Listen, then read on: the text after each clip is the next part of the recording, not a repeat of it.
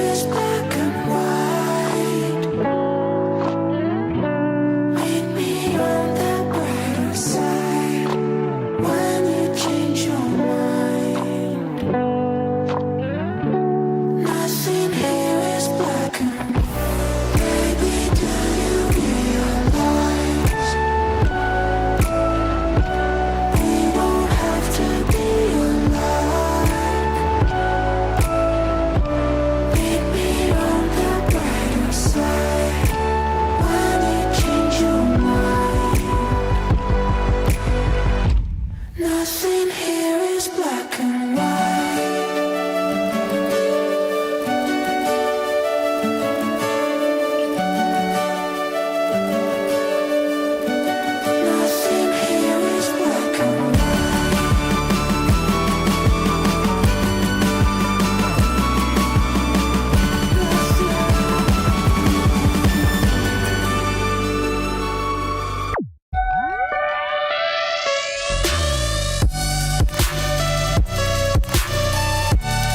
Guys, everybody good?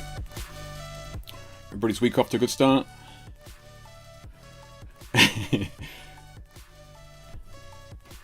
how you doing, mate? Good to see you. Ed, glad you could join us.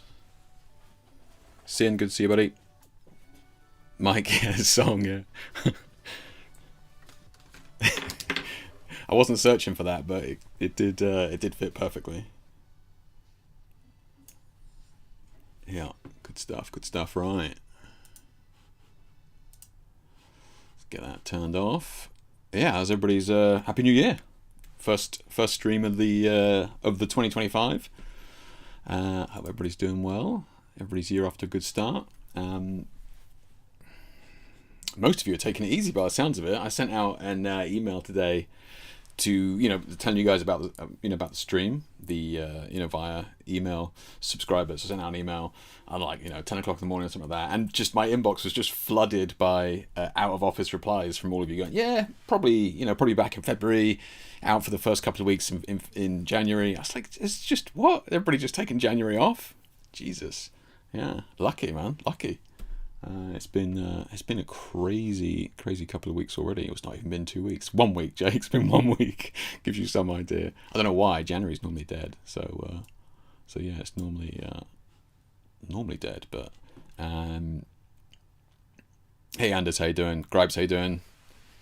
Pablo from Argentina, how you doing, mate? Good to see you in here. Some regulars, and yeah, let's get cracking. We got a bunch to cover. It's my wife's birthday, so if you get direct messages from an angry young lady, that's on you, right? It's your fault. I'm here.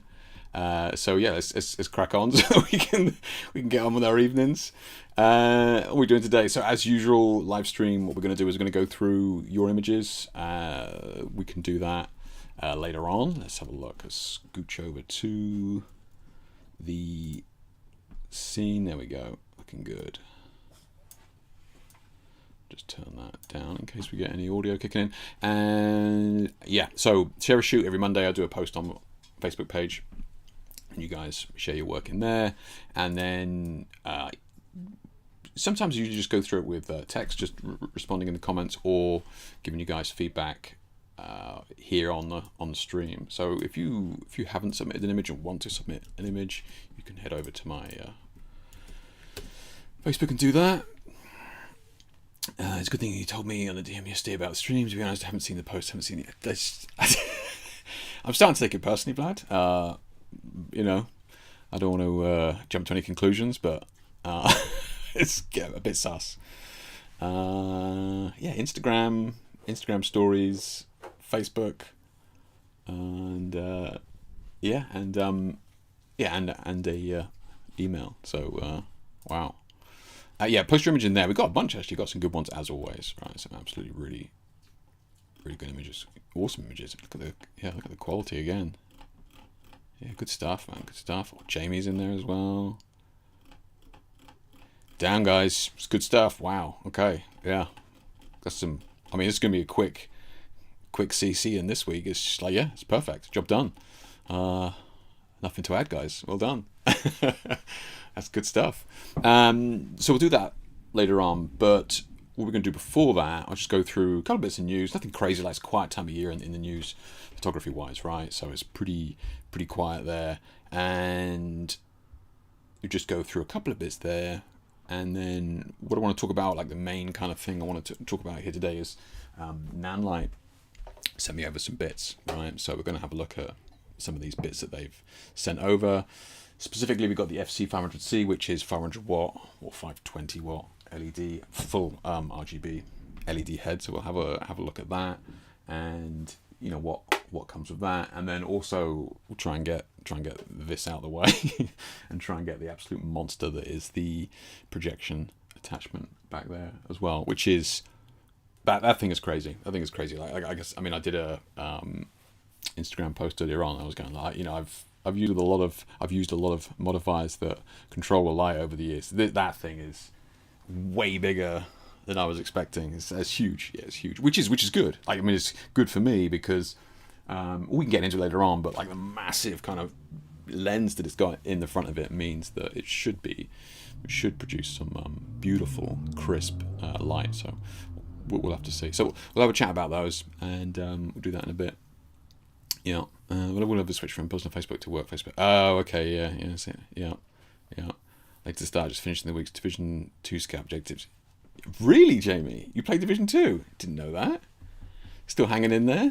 That's interesting. Obviously, I won't go off on a tangent, but yeah, I've put a lot of hours into that. Obviously, they've made some changes this season, but anyway, I won't get into that. Gripes, really curious to hear your comparison between the Godox and the Nanlite projection system. Yeah, interesting, Gripes. Yeah, I've got it here. I've got the Godox one here. You can kind of see it in terms of the size as well. Sorry,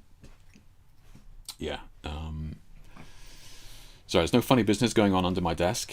If you can see me, the dog is currently trying to remove my socks. So obviously I can't shout at him live on stream, but there'll be some quiet words afterwards. So yeah, let's have a look at the news we got here. Kind of just okay. That's Nanlite. We can talk about that in a minute. Let's have a look at the news. If anybody's got any kind of news stories that they saw, they kind of wanted to have a look at, or wanted me to look at, then please, you know, kind of show me. I wish this dog could just remove that sock and be over and done with. Fucking dog. So professional. Jesus Christ. Right. Let's have a look at some stories here. What we got?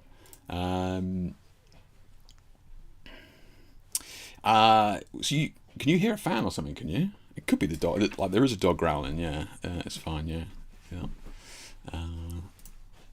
So look, this time of year, you know, start of the year, there's tons of posts about like kind of some of the last year's best images, right? And a lot of the major newspapers and that sort of thing have a bunch of images, and it is worth kind of having a look at them, mainly because it's like, wow, I can't believe that was all happening in 1 year, right?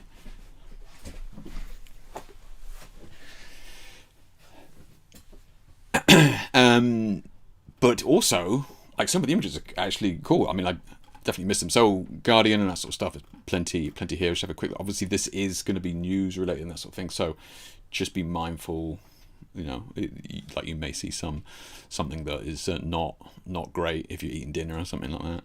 I hadn't seen this one, that sort of stuff. But yeah, have a look at some of these, because some of them are absolutely just crazy. Like, and this is not my style of work or anything like that, but it is incredible to kind of go back and see some of the work, like just the incredible images that were captured last year, alongside some of the stories as well, right? So yeah, this is a great time of year to kind of search those out. Like some of the American newspapers I was looking at, they're all behind a paywall and that sort of thing, but the many of the British ones are still kind of free for now. But yeah, there's a bunch in here. This is the Guardian. Obviously that iconic image, whether you like it or not. Yeah, so I'll pop the link in the chat there. Have a look at some of those because they're nuts. Yeah. Did you miss this train the dog to annoy you? Because basically sin. Yeah, basically, yeah. There's clearly what's going on.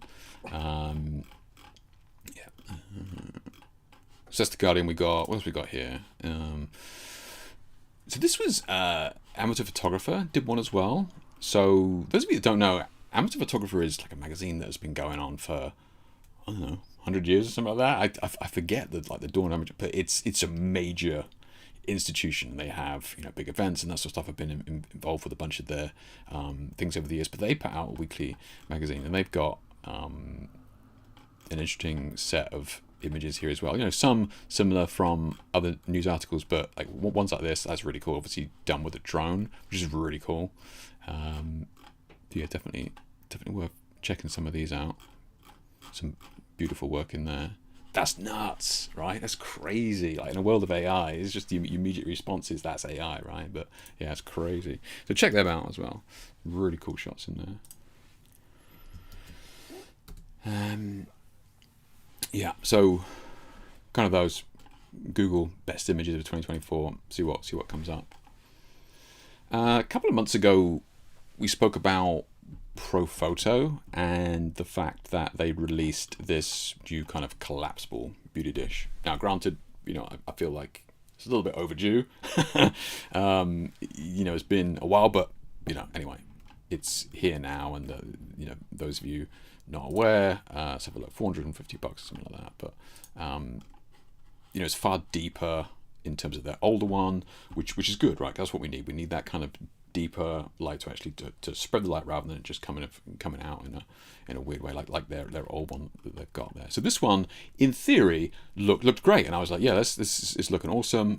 Has anybody or is anybody interested in getting this? Has anybody got one? Because I haven't tested this, and the reason I kind of bring this up today is because I was looking at some of the shots that had been taken with it. Right, we got I forget this young lady's names, Biraho here, and cool, right? Yes, you know, got some cool shots. And she's got BTS and stuff here of how it was taken, and all good, right? All good.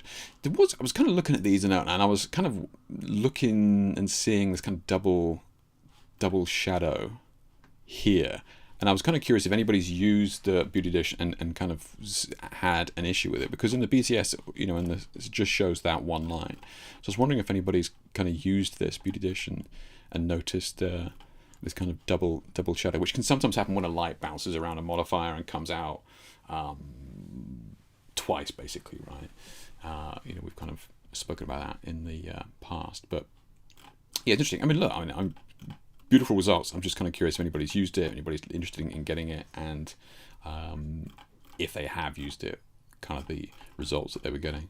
Kind of interested to see where this double shadow was coming from. I mean, it could just be that she forgot she had another light on in the room or whatever. But yeah, kind of curious. So I know a bunch of you guys use. I know a bunch of you guys use kind of this a lot of these online AI retouching tools, right? We've got Evoto or something like that, and there's Retouch for Me or something. I think some of you use, and then we've got another one here called Apathy. Now these guys reached out to me and they were like, Evoto, thank you, Anders, Evoto, and they reached out to me and was like, you know, did you want to try us out and that sort of thing. Like this, it's not my sort of thing. I still retouch my own images, but I know a lot of you guys use these tools. Anybody use this one? Anybody heard of it, or is it of interest to anybody? It seems, you know, seems like it's got pretty strong tools in how fast it is. But you know, it's a similar sort of thing, right? As to what we've seen in the previous versions of this. Just going to be a case of using it online, so you're not downloading anything. It's all kind of done in the cloud, as it were, but you do always need to kind of be online for this, and then, you know, it's all kind of happening in real time. So it's kind of, you know, you can even batch it here like you would in Lightroom, which is kind of interesting. I think some of the other ones that we've looked at, you've had to open up an image like you would do in Photoshop, right? So you open up a single image and then you work on that and then you move on to the next one. This is kind of interesting in that it has the kind of the Lightroom gallery style here at the bottom, so in theory you could just copy and paste all of these actions across on it. So again, non-destructive, right? If it means that you can just do all these details and then move it across. Yeah, I think the three you mentioned, Jake, are the most popular ones, right? Okay, yeah. So you've heard of this one, Grabs? Have you? This Apathy? Yeah, I haven't. I'd not heard of it until they reached out, and I just had a quick look. Yeah, maybe I'll just message them and go, you know, can you give me a trial so I can see what it's like? Maybe we'll do it on stream. But yeah, I was kind of curious, because these are becoming more and more prevalent now, right? These AI retouching tools, especially for those people who are maybe shooting quite a lot. You know, you do. We've got a couple of people in here who do events or dance shoots or something like that, and they come back with, like, you know, 2,000, 6,000 images or something, and it's a different workflow to what I do, right? Which is, you know, I'm just looking to get 10 or 12 images from a single shoot max, right? And that's it, and I'm going to work on those. And but, you know, if people need to get a ton of images back to a dance group or something, like, it's tough to argue how useful these tools would be for you, right? I'm not a fan of AI, as many of you guys aren't either, but it's tough to argue with how useful that tool would be when you really just need to batch out a ton of images. Yeah. So yeah, kind of curious. These are mentioned the most popular ones. Yeah, I was doing some research. It popped up some videos. Okay, gotcha. I came across a video that Evoto has issues with colored lighting. Does it, Jamie? Really? Okay. I think I've still got the preview that they gave me. Yeah, because I've only tested the preview images that they give you. I haven't tested any colored images in there. So maybe it could be the same for the rest of them. Interesting, Jamie. Yeah, I mean, it makes sense though, right? Because I would assume that a lot of their algorithms are based on, I mean, sure, they're looking at facial features like, okay, the two eyes are going to be there, and the nose and the mouth, and even, I'm going back 10 or so years, even longer than that, and there was a Portraiture Pro, I think it was called, by Imagenomic or something, like a million years ago, and they had kind of like an inbuilt algorithm that would look at the face and go, right, smooth everything, but this is going to be the eyes, make sure we, you know, don't include the eyes and that sort of stuff. But I would assume that if you're going to throw a bunch of crazy colors at it, especially if they're colors that in black and white they would look kind of like the same density. I mean, we've kind of spoken about this on here before. We have kind of dominant and recessive colors, like our eyes picking it up, but maybe the AI is kind of just looking at like a texture map based on luminance or something like that, and it's working out, and if all the colors are, when they're just the luminance values, could be the same, maybe it gets very, very confused by that. So I could see that. Yeah, that's an interesting point. Maybe I'll have to look into that. Yeah, because I never see any of them kind of advertising full color images. Sure, you can have a little bit of color in the fill shadow or something like that, but yeah. Interesting. Yeah, they sent me a message last year. I should still have the email. See what they said. Yeah. Daniel says, hey, I'm liking Evoto. So you use it. Yeah, I know a bunch of people use Evoto, Daniel. Yeah, what if you don't mind me asking, what's your kind of workflow? Are you doing a shoot of, are you just doing it for fun? You're just doing a model shoot and you come away with 300 images and you're just kind of batching them out and moving on? Are you kind of working in the studio? Are you doing daylight shots? Or are you kind of more on the commercial side where you're like, yeah, I got a dance group and I need to get 6,000 images back? Kind of curious as to the types of people who are kind of using these products. Yeah. So Sin says original retouch for you has an online option with subs, or you can pay for the standalone apps for each of the tools. Interesting. Okay. So retouch for you. Ooh, Evoto's paying through the nose for that one at the top. Oof. Let's have a look. A retouch for me. All right, fine. Let's have a look. Oh, I see what you mean, Sin. Yeah, the products, as in there's actually different ones. Gotcha. Didn't realise that. I thought it was like a standalone. Do you want to talk to a bot? Yeah, nice. Okay. Yeah, so you're right. They have this plugin thing. So they actually have a Photoshop panel. Interesting. Okay. Yeah. Okay. Where's the...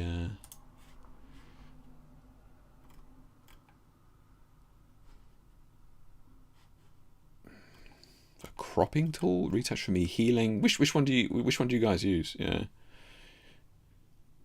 This one, retouch for me, heal. Okay. Bundle, fabric. Oh wow! I mean, it's cool that you get to pick and choose what you want, but damn, you start to. Wow, there's a lot of plugins. Jesus. Okay. Frequency separation, which is the free ones. Gotcha. Yeah. Okay. Mattifier. Jesus. Yeah. Evoto has a problem with colored lighting, but I found a way around it. It works better if I desaturate the image first and do the retouching and then bring back the colors again. Interesting, Anders. Okay.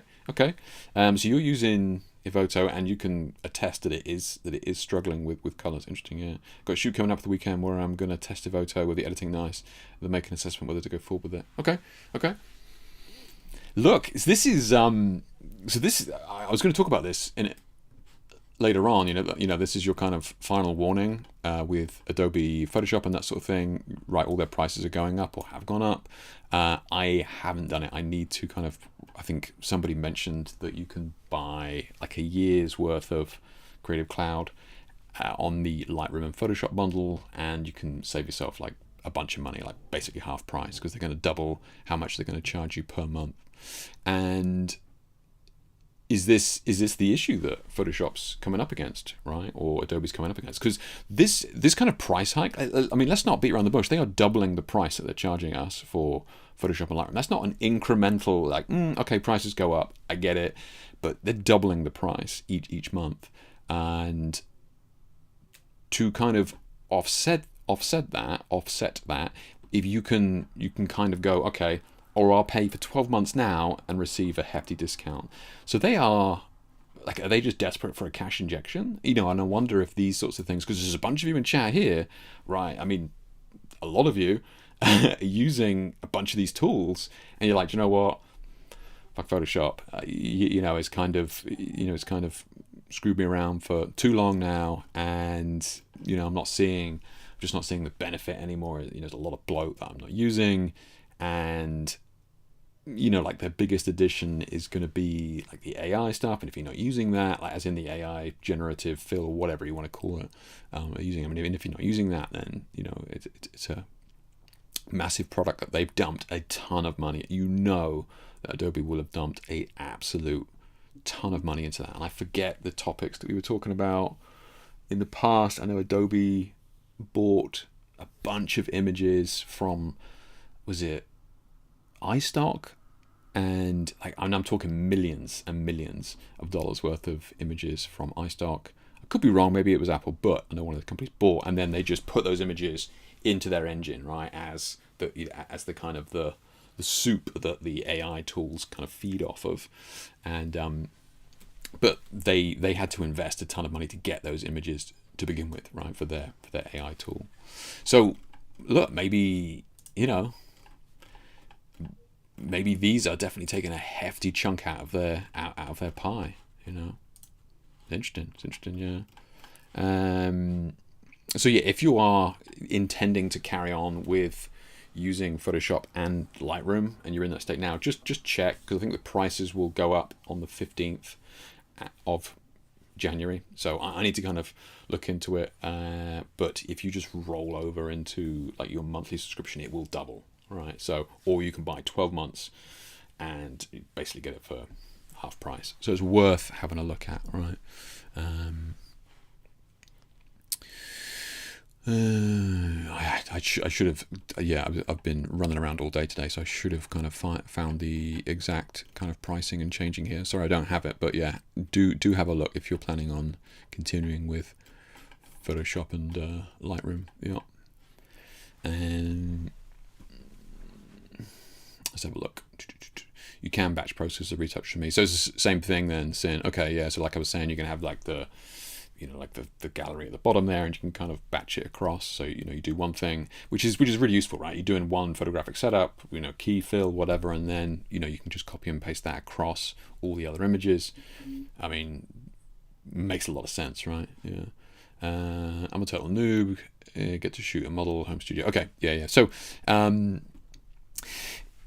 interesting, Daniel. So I mean, like when you say a noob, are you just being polite, or you're like, no, I just picked up a camera for Christmas, you know? Like, or how long have you been shooting? Because you're right, if you're coming into the photographic world now and you're just kind of starting out and you're like, yeah, cool, it'll be, you know, great to take some pictures, I've always wanted to have the time to, you know, do some portraits and that sort of stuff, and then so now I got to learn how to use the camera and the lights and the retouching. It's just, you know, there's a lot, right? Who would do that? So, you know, things like Evoto or whatever is going to take away one of those barriers for you, for sure. Yeah, I could see that. Yeah. All the AI in Adobe still doesn't have colored grain in Lightroom. All this AI in Adobe still doesn't have colored grain in Lightroom. It doesn't. You're right, Vlad. Yeah. I hadn't thought about that. You're right. Yeah, that's interesting. Yeah. Yeah, because it's in Photoshop, right? You can get color grain in Photoshop. Yeah. I remember it's kind of like the LR thing, I believe. ARAMs? Which one's that? ARAMs? Or Apathy? Is that Apathy? Is that what you're saying? It's kind of like the Lightroom thing, I believe. Gotcha. Yeah. The Heal, Dodge and Burn ones are great. Really? Those are standalone apps, not the cloud version. For this thing. Okay. This. Sorry, guys. It's lucky you lot are here. This is it. Sorry, Sin, you're right. Yeah, and Jamie. Yeah, well done. Thank you. So this is the retouching machine for your photo shoot. Gotcha. Okay. So the rest we just kind of plug into Photoshop, and then this is the kind of the big boy standalone unit. All right. Okay. Okay. Interesting. So, get ARAMs. Free. So is this what you were talking about then, Sin? It's free, but then you pay for each image you do. Like, so you just you can buy packs of images. Is that right? Maybe we'll download it and check it out next stream. Yeah, interesting. Yeah. Daniel says, I just always like the tools, streamline workflows, AI is in its place, especially tethered shooting when you can have retouching, color adjustments, effects, all the shots after the first shoot and retouch. Interesting. Okay, so you're applying that when you're tethered. Is that what you're telling me? So you see they're coming in, you're shooting tethered, and they're coming in and it's being applied as you're shooting. So like if you've got a client there or a model or something like that, they can kind of see the befores before they even saw the. No, they can see the afters even before they saw the befores. That's kind of wild. Yeah. I'm just going to be using Lightroom and Photoshop because Evoto can't do anything with some of the materials. Yeah, I mean, Jamie. Yeah, I mean, yeah. I'm an old dog, new tricks kind of thing. It's just like, I've spent 25 years using Photoshop. I can pretty much use it with my eyes closed. It's just too convenient for me at the moment. Yeah. Adobe paid me $1 for my stock images. Is that right, Sin? nice. Yeah. What a wild time, eh? What a wild time. That's brilliant. Nobody's giving me any money for my images, so you're already quitting. Now don't go spend it all in one place. Yeah, it's true. It's true. All of them to use their AI. Exactly. Yeah, you just don't put them in a folder and batch process them. Always taking photos. Just want to take it more seriously with studio portraits previously shot. Street random. Okay. Arms is from a social media company. Yup. Adobe does editing with tethering instantly. Talent transfers. Really? That's crazy. See, Voto is you can be tethered and it'll come in and it'll apply your presets as you're shooting. That's kind of wild, man. That's kind of crazy. That is good, right? That is good because it does mean that what the client is kind of seeing on the day of you shooting is what they're going to get, right? There's no like, oh guys, I know it looks terrible now, but don't worry, it'll look good in the end. Okay. That is good. Like, it's good. Yeah, it's good. And I'd love to. Can you imagine the money that Adobe spent on all those stock images? I mean, $1. But yeah, can you imagine the money they dumped into that? Transfer the preset to new photos. Yeah, take a look at some of the people you can build. Take a look at what some people can build alone while companies can't.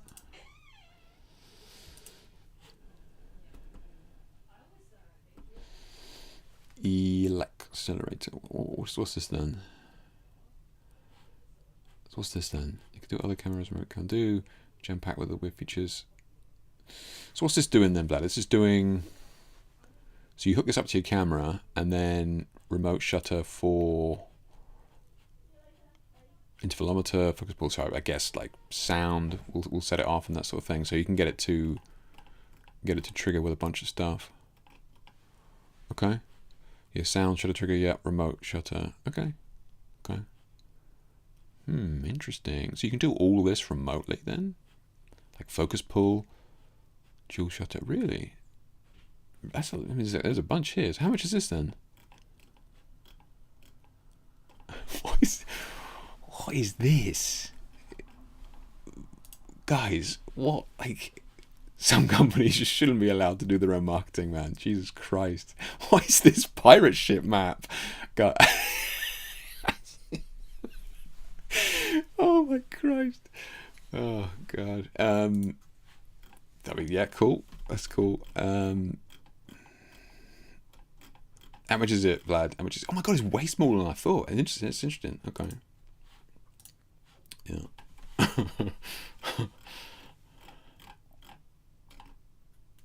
That's tiny. Okay. How much is it? Let me know how much it is, Vlad. Yeah. Is the banana on the photo above scale? Could be. It's a dude, not a company, Jake. I can see that, Vlad. Yeah, I can see that. Does he have kids? Maybe to help him out with,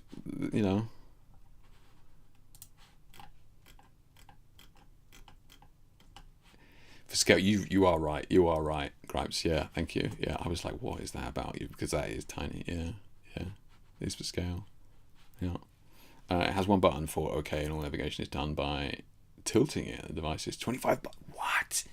That's wild, man. That's crazy cheap. Yeah. I think it's an audio engineer, videographer who uses editing node tree to create the map. That's yeah. Sorry, I'll mention. Yeah. That's great value though. That's really good. Have you got it, Vlad, or are you going to get it? Yeah. Let me know how it goes, man. Yeah, I'd be interested because that looks very powerful for what it's doing. I mean, for that price, it's just that's crazy. That price is going to go up. Got to. Yeah. That's nuts. Clever. I mean, if he's a smart guy, I mean, if it's going to maintain.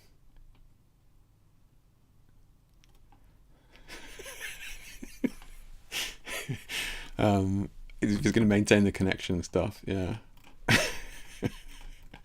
Thank you for sharing this, Vlad. That is impressive. Yeah, yeah.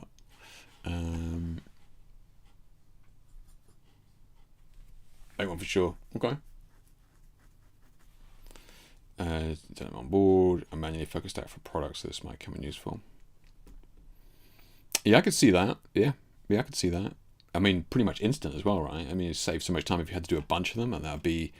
And obviously, with focus stacking, the shorter duration that you're taking all the images in, the less chance you have of any movement or jittering or anything like that. Yeah, yeah, yeah. Very cool. Yeah. Thanks for that, Vlad. Yeah, good stuff. Last video in the blog post is the most impressive.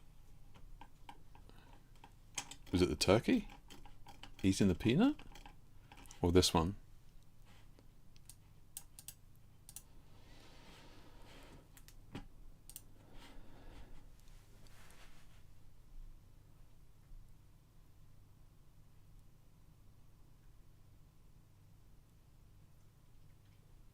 So is he adjusting the focus there? Is that what that's doing in kind of real time through that wireless thing? Is he focus pulling that? Oh yeah, you can see it there moving. Yeah, I can see it. Yeah. Interesting. I mean, and you could have that, I presume, a long way away. Yeah, interesting. Yeah, wireless focus pulling for the DIY knob. Yeah, exactly. Yeah. Clever. Yeah. Oh, good stuff. Fair play to him. Right, where do we get to? Yeah, so that link that Vlad posted here, check it out if you are at all interested in that. Thank you for that, Vlad. That's a good spot, good find. Yeah, very good.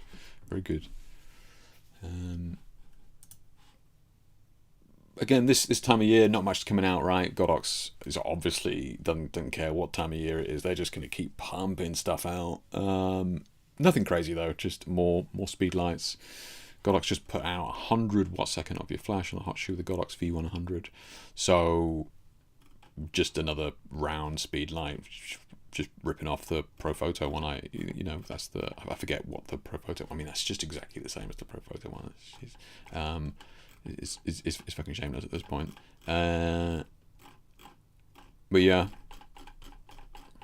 I think Vlad, did you send this to me, or did I? Maybe I come across it, but I think you said at the time. I'm not sure who these are for. Again, more kind of pocket flashes from Godox. Again, these are tiny, I suppose, with the small kind of street cameras. And I could see this with a street camera, but I mean, for $50 as well. I mean, you can't argue with that. How powerful is it? Is it 32 watts? Is that what that is? I can't see. I presume it's got to be something like that. Yeah. But yeah, 50 quid. What do you expect, right? Yeah. But I mean, they like Godox just keeps pumping stuff out every single week. So yeah, it's interesting to see where they're going with it. I was on a podcast yesterday, and real good interview, to be fair. A guy asked lots of really pertinent questions, which is a nice change. But Camera Shake podcast is called, and he was kind of talking about the photo show. So here in the UK we've got the photo show. I forget when it is, March or something like that, and I'll be in London. And I know a bunch of you here are probably going to skip it this year because it's normally in Birmingham. But I was kind of going, look, what do you think's coming down the pipe? And he was going, look, it's going to be content creators is going to be the next market, is what he thinks. Just in terms of targeting money wise, right? The people pumping out YouTube videos and that sort of stuff, or just fast content, way more quantity over quality type content. And he thinks that's kind of where the focus will be. Interesting to see how this photo show kind of pans out. Like, will it be just lots of little LEDs and little kind of desktop tripods and, you know, stuff like that? I mean, there's got to be a lot of young people who kind of want to get into that, and, you know, I could see that starting out. Is that where the money is? Content creation or photography? It's a topic for another day, but yeah, tough one. Yeah. No, Daniel, no, you haven't missed the new. Yeah. It's a new release of the Tone of Random Small Flashes. Oh, gotcha. Glad, yeah. Can't complain about healthy competition between companies. That's a good point, Grabs. Yeah, it is. You're right. It is. Yeah, and we're kind of going to talk about that in a minute with the Nanlite stuff, which I'm going to get into in a second. But yeah, I mean, for us as the consumer, like, the competition is great, and you know, we'll see how Adobe deals with this, right? We'll see how Adobe fights back. I think they dumped millions and millions into acquiring stock imagery to put into their image gen software, right? And I think they're in the hole. And not only that, I think that there is a ton of people, and this chat is a great indication, because you guys, you know, some of you are doing it professionally, some of you are doing it for fun, you know, all kind of levels, but there's a lot of you in here going, yeah, just using all these AI retouching tools, save me time, move on to the next shoot, job done, you know, and listing, you know, I can batch process, you know, of a whole shoot. I can tether and do presets as I'm tethered. I can have the retouched image as I'm tethering, you know. So stuff that is kind of really practical, rather than, ooh, you can put a rhino on a skateboard. Okay, cool. Who's using that, right? You know, I think you've gone down the shoot. You can do anything you want. Yeah, but I don't want to. Like, so. Again, like you say, Grabs, is good for this kind of competition, right? Although, you know, I would kind of hope they would have gone the other way, rather than going, right, we're going to put our prices up, then we have to. Yeah. But yeah, we'll see. We will see how it shakes out. Yeah. Okay. If anybody wants any links from that, just give me a shout. We can have a look at those. So. Nanlite, then. Who in here has shot with any Nanlite product? And if you have, just tell me which product it is. And I know for the most part, most people who have shot with Nanlite is usually going to be the Pavo tubes. So I think Nanlite have made an absolute killing on Pavo tubes, and they're great. I haven't used them myself, but I certainly used tubes before. So we're going to get into this. Yeah, I meant about Godox and the other companies producing strobes and LEDs. Sure, I mean, yeah, but it's the same thing, Grabs, right? It's the same, you know, regardless of whether it's the speed lights, whether it's the strobes or software. You know, more competition is better for us as consumers. Yeah,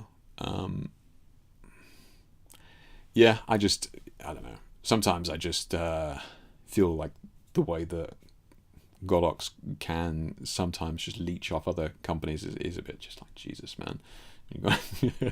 Fucking shameless. But it is what it is.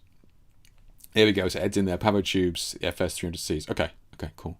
And so this is the first kind of Nanlite products that I've played with and seen and received and everything like that. And they kind of reached out to me late last year. I don't know how they came across. Maybe they saw reviews from some of my other LED lights or whatever it is, and they kind of reached out and was like, "Do you want to check out some of our products?" I'd never used any of their products before, so I was like, "Okay, yeah, you know, I'd be interested to see what you guys are doing." And they were like, "Okay, you know, what sort of thing you're looking to play with?" And I was like, "Well, you know, single point LED head. I got my, you know, my panels covered with the rotor lights, you know, like the EOS 2 Pros. I mean, those things are absolutely incredible. But for single point heads, you know, I think we've spoken about this on the page before, but, you know, to be able to control and adapt the light and modify the light in different ways, whether it be with cuts of light or little, you know, slices, whatever it is, you know, really kind of channeling the light. Panels struggle with that. Beautiful, beautiful key light. You know, I wouldn't use anything else as a key light for a portrait other than my rotor light. But when it comes to trying to be a bit more refined with it, you kind of need this single point, right? Which is what we're used to with strobes, right? It's what most of us were used to with strobes is like the S-fit, Bowman's attachment, modifiers, softbox, grid, snoot, whatever. That's the... So I was like, okay, let's check this out. And they were going, well, we got a 500 watt full color RGB head. I was like, damn, that's awesome, because that's a lot of juice, right? So it's like, okay, cool, let's see that. And then I was like, look, I use a lot of the I don't use gobos, but the tool that uses the gobos is either the projector or projection unit or the spotlight, whatever you want to call it. But yeah, so that, and so they sent me that as well, which we can have a look at. So let's see what we got here. So I'm going to move the microphone a little bit. If it gets too quiet, just let me know. But I'm just going to move it over here a little bit, so I'm actually pointing towards it. So yeah, so we got the FC 500C here, right? And just to give you an idea, this is going to be like the head, and then it's plugged into this box here, right? Which is part of it. Now, typically you wouldn't have it up here. Typically, you would have the box just mounted down on the stand there. So yeah, this is plugged into that box, and then this is then in turn plugged into the wall, right? So you need this big unit. So this actual head itself is really light, right?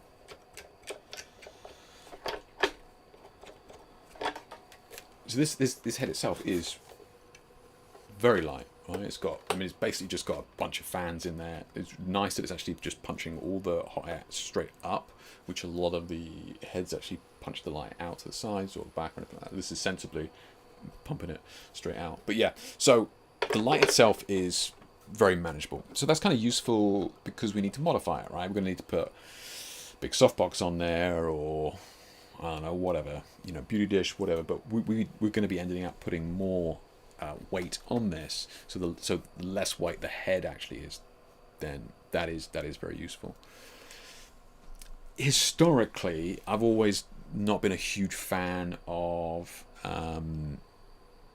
these kind of control boxes and ballasts or transformers, whatever. Like my Godox version, which is the SZ150R or something like that, and that has the same thing, right? It has this kind of box that hangs off the end, but it just feels kind of tacked on, right? This definitely feels like a unit. It has this really cool thing here, which kind of locks into it, right? So this is a nice big clamp here, and then it has this very crisp and tight attachment that the light actually goes into as well.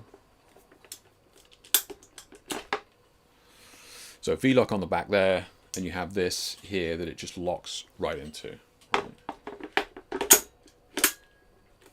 Like real snug, real cozy. That's not going anywhere, and you can take it off and move it around and that sort of thing. So like that, that's very cool, and it definitely feels like a proper piece of kit, right? That's not going anywhere.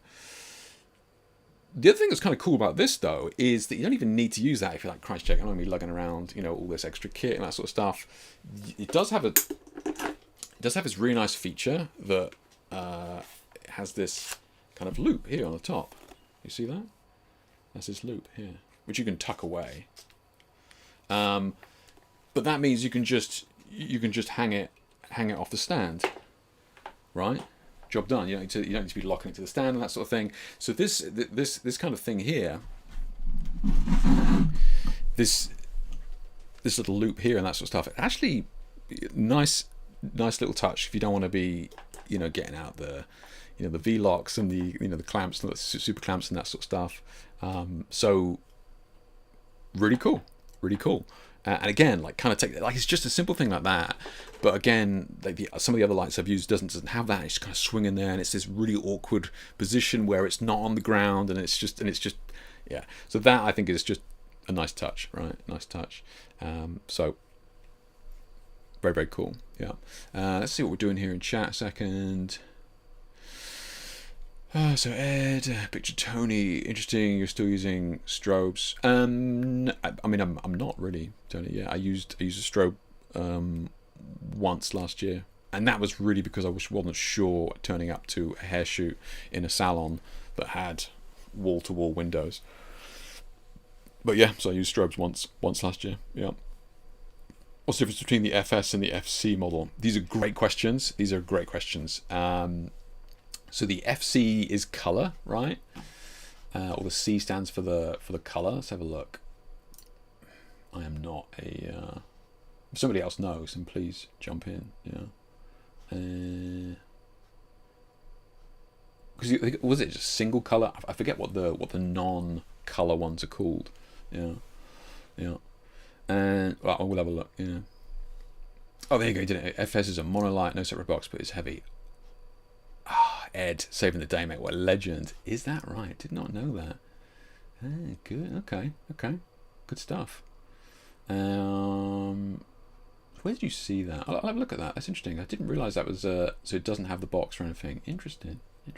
Okay. Good to know. Yeah. FS cheaper version, AC power only. Gotcha. There's a monolith. Yeah, like this is the other thing as well with these ones is I don't really think you could run it on a battery. Sure, you could. It's got the old attachment here. You could probably set it up with a V-lock unit and that sort of stuff to run it on batteries. Yeah, but I really just think at that point you're better off almost having a generator, which you can get. I'm not talking about like a diesel thing. Obviously, I'm talking about like a generator that holds power that you can plug a bunch of other stuff into. That's not just limited to the V-locks. But I think this is primarily probably going to be. I don't know. I get the vibe this is a studio light rather than out running and gunning too much, but could be wrong. Yeah. So Sam says I consider getting an FS 300 because it's one of the cheapest 300 bicolor on the market and kind of hate the design, so I got the GVM SD 300. I think that's so eventually that. Okay.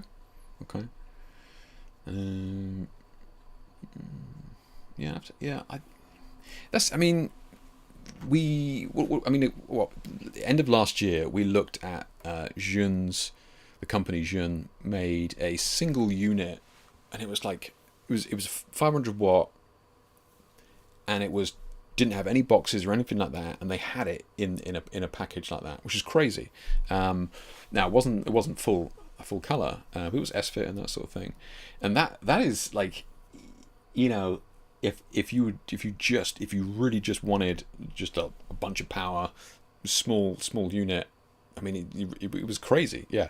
I haven't used it for years or anything like that. How long it stands out? I mean, because the thing basically is just 18 fans and a bulb. It's wild. Yeah. I love the idea of the power unit clamped to the stand. I have 3D printed stuff for my power bricks so they won't dangle. Nice, yeah. But I Velcro them to the stands. Clamps way more elegant. Yeah, that's true. And you're right, Vlad. Yeah, like getting those things locked away in some way is huge, right? Yeah. And I do really like that loop thing there, because I kind of only just noticed it, and I was like, no way, is that what that's for? And but I think it's a really nice touch. Yeah, really nice touch. But if we get 300 watt RGB lights that are battery powered, yeah. I guess, yeah. I mean, I'm sure you're right. It could be coming down the pipe, but yeah, it is kind of weird. I spent 20 years getting away from cables in the studio, and now. I had like a few years where I was using just all battery powered strobes, and now I've gone back to cables again, so I definitely sympathize, yeah. And especially if you're running and gunning out on location and that sort of stuff, having no cables is huge, right? Yeah. Small Division's the product that makes them sing. FS300 is color. I think you can get them running battery power, but cuts the output. I don't know whether it cuts the output. I just don't know how much power you'd get. I don't know whether it has a limiter on it. Yeah, I haven't tried the batteries on them. I mean, I don't know. I don't know how these cobs or single point heads compete power wise. I mean, the Rotalites that I use, like the EOS 2 Pros, right? The big, like they're big panels, and you know that I've used those with only batteries. Really, I mean, you can plug them in if you want to, so you've got the option, which is perfect. But they run on those batteries for a very long time. So yeah, I don't know what the conversion issues is with these cobs compared to the panels, right? I presume that there's a curve there where as soon as you get past a certain amount, it just drains a ton of power. Because you've got to remember that the LED panels are working on hundreds of little lights outputting a little bit, as opposed to this bloody great chip doing giving out all the juice in a single area. So that's where I kind of think these will probably struggle power wise over panels which are just using lots of little amounts of light and just, you know, working on a wall of light as opposed to a single point. So I presume those panels are gonna be easier to power. Yeah. One can use a Fresnel modifier on the single point source unit to create collimated effect, right? Correct. Yeah. Do you use Fresnel on yours? And when you don't want to use the Rotalite, I do have an old S-Fit Fresnel here from Bowens, which is a beautiful piece of glass in it. And I'll be totally honest with you, Sam. I don't use Fresnels anymore. I use these instead now, right? So these projection units. So use those instead because they collimate the light way better than any of the Fresnels. Now it's a different type of light. You know, it's not the 1950s Hollywood glamour light that you may be after, which is fine if that's what you want. And you could probably soften these down, right? You could just whack a few diffusion gels over the front of those to take some of the crispness off. But yeah, I don't use Fresnels anymore. I use these projection units instead and have done for the last couple of years. Yeah. I know lots of people use those Fresnels, and I think the Fresnels are good at maybe spreading the light a little bit further. We'll get into this in a second, but this is a 36 degree, which gives you a decent spread, but still you would need to put that a long way back to get it to cover an entire scene, which a Fresnel would be able to do a little bit easier. Yeah. Okay, so the head itself then, you know, you've got, I know you guys can't see this, so I just, you know, you've got CCT mode, which is nice. So that's just going to be your, you know, you like your white balance, your Kelvin, right? So like the lowest it goes down to is 2700, and then we can go all the way up to 7,500. So look, it's not a massive range, but it's still more than what most people need, right? Like the low end being 2.7 is fine. Yeah, that's going to be your warm, rich kind of tungsten style, and 7,500 is you know, it's fine. It's going to cover most of it. One thing that's nice about this is it's got the green magenta tint on here as well, right? So you can just come in there and kind of just really tweak any, if there's any fluctuation in the color, there's a little bit green, you can come in here and dial that in. Now we've kind of spoken about this in the past with some of the other RGB lights, and I kind of mentioned it on the page a few months ago, and I was just like, surely every RGB light should have access to the green magenta shift, right? But they don't. Which is odd to me. So the reason I'm kind of mentioning it here, you may be like, well, surely they all have that, or they don't. So it is kind of cool that it has this. One thing to note as well, this is at 0.1% power,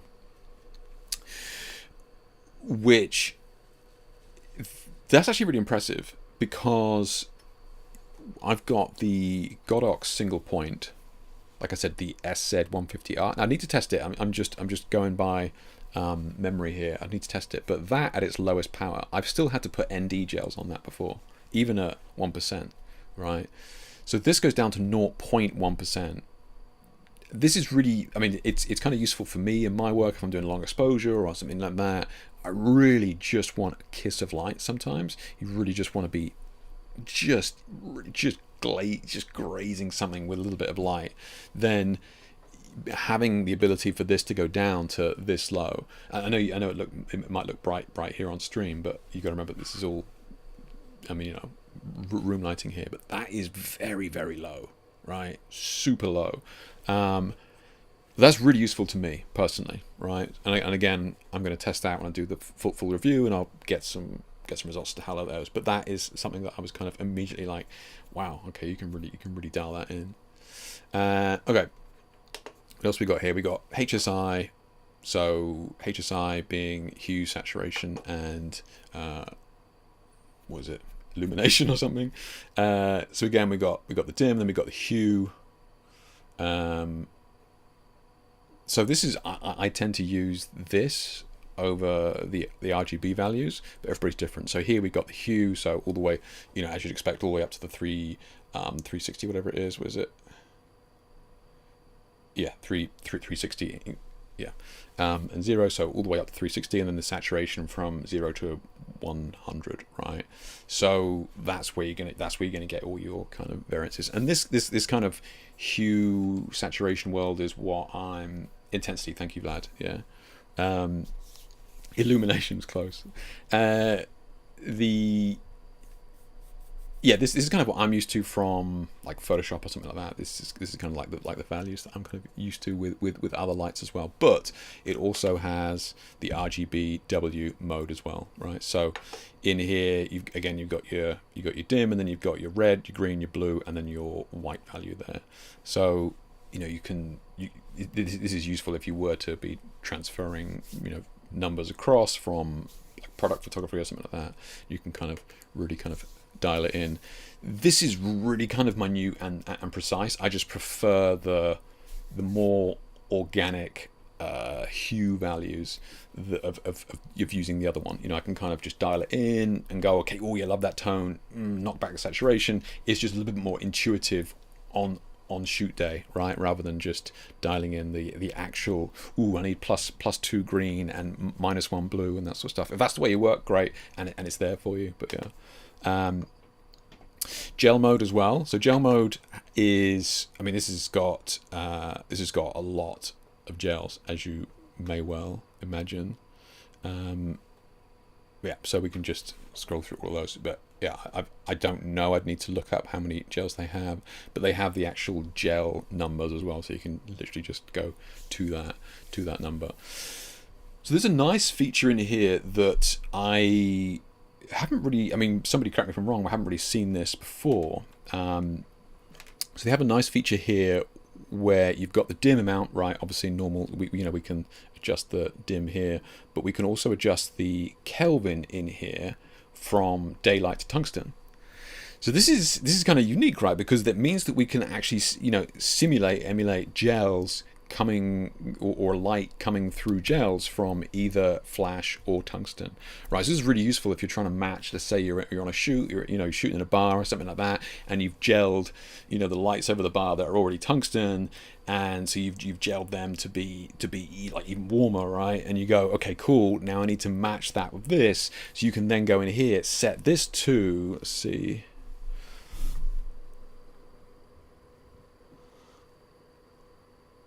Yeah, set this. So this at the moment you've got 5600, which is going to be daylight, right? Or you've got 3200. So, and I was testing this earlier on, and you definitely see it, see the change in the gel. So you may not think that's a big deal. It is to to me and my work. I've kind of always been a bit like, well, what is the Kelvin of that gel from this? Okay, cool. I've put in this gel onto this light. Well, what is the Kelvin of that? Typically, it's around 5600. But having the option to switch this to tungsten as well is actually a really nice touch. Again, not going to be useful for everybody, but it is nice to have as an option. Yeah, but at the end of the day, it's different modes. Filling, power, different. It's just different modes of filling, power, RGB, LEDs. Most manufacturers won't do nerdy stuff like this, so it's nice to see. Yeah, it's good to have the option, right? Yeah, 100%. Really nice to have that option.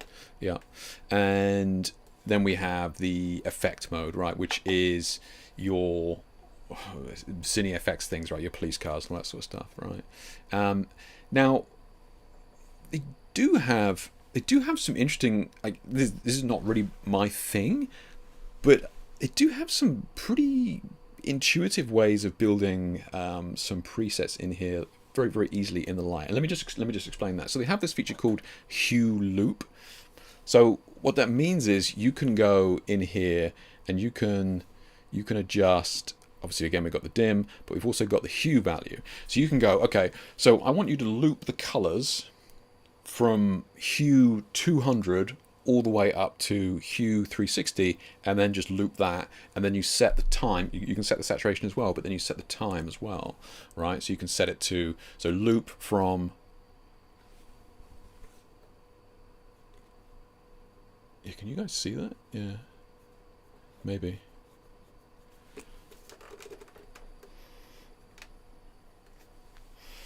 Yeah, you can kind of just see it hitting the box there. So it's looping. So you set the parameters of the loop, right? So you go, I don't really know. I mean, only if you're shooting video is that useful, but I don't know, like, because you can do the same thing with CCT, right? So you can do the same thing with white balance. So another one here. Let's see. So you got CCT loop. So you could, again, you could definitely, you set the CCT range, right? So you could go just loop it from so 2700 to like 3,500, right? And then you just loop that.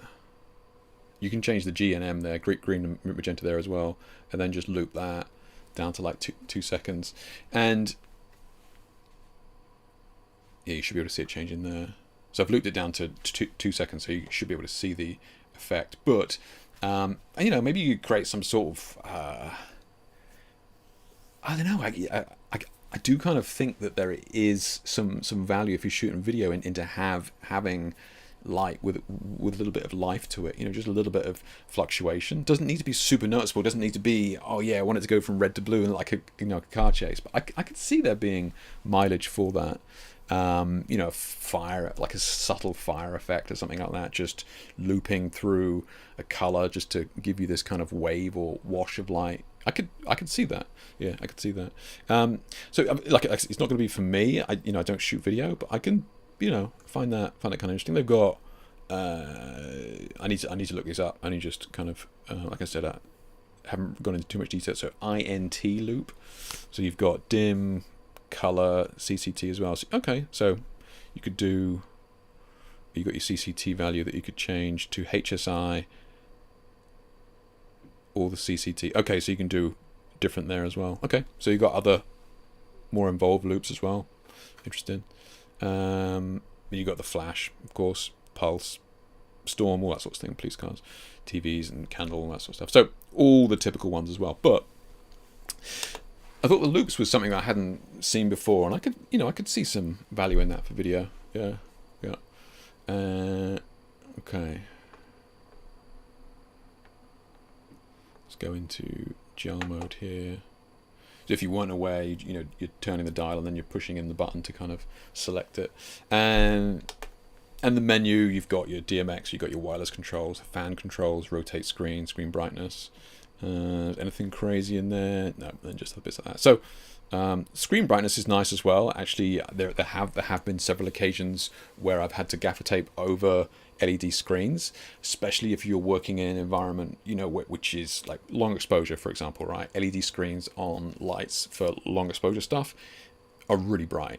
You may not notice it, but you definitely will. On like a 10-second exposure, that thing is going to be glowing the room. So it's nice to have that option in there rather than having to gaffer tape the screen. But fan control as well. Again, I presume that is going to get pretty loud. I don't know how much fan control adjustments you've got. Smart, full, low, and off. Okay. So I don't know how long you could run it off for. I would hope that it overrides you. But yeah. So yeah, first impressions are really good.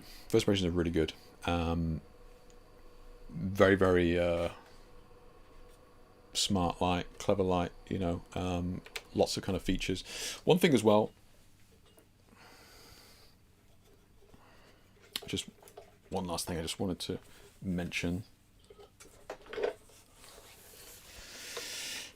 is this kind of case that the actual bulb, I know it's not a bulb, but the LED chip in there is encased with it. It has this very interesting glass pattern, which is, I mean, correct me if I'm wrong, I don't know what other lights it's on, but I'd be interested to see how this translates into like a clean, clear, even spread of light, because like the Jun LEDs that we were testing before is just a bare, it's just the yellow cob chip there, just out in the elements, which can give you quite a harsh look if you're just using a reflector dish, right? So I'd be interested to see how this lens here, which you can't remove in any way, but it'll be interesting to see how this lens here, what it's actually doing to that hard light chip in there. So it'll be interesting to see what that actually comes out like, because Godox has a diffusion dome, right? That's their answer to it. So I'd be interested to see how this kind of stacks up.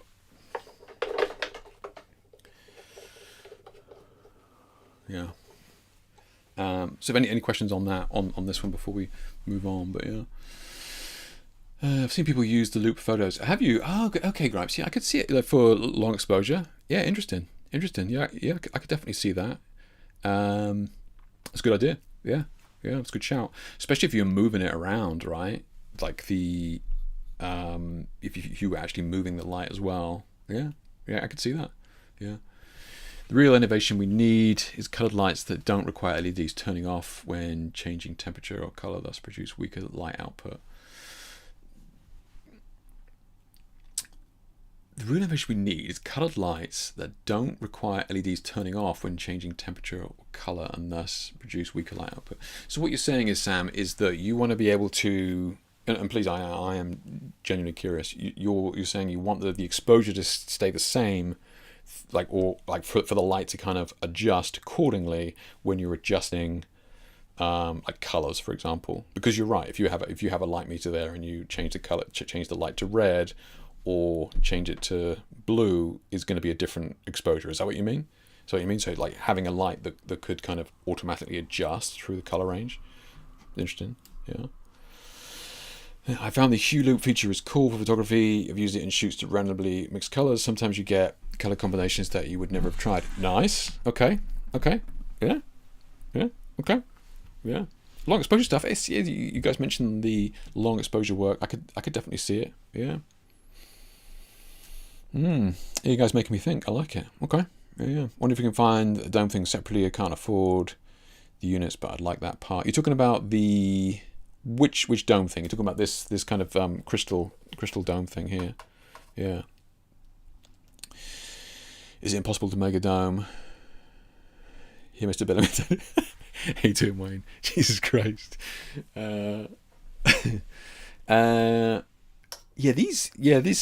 This unit. This is what you guys are talking about. This kind of crystal. And that's what it looks like. Looks like a lot of kind of dimples in there. I'd be interested to see how that's affecting the light. Yeah, that glass in front of the cob. Yeah, right.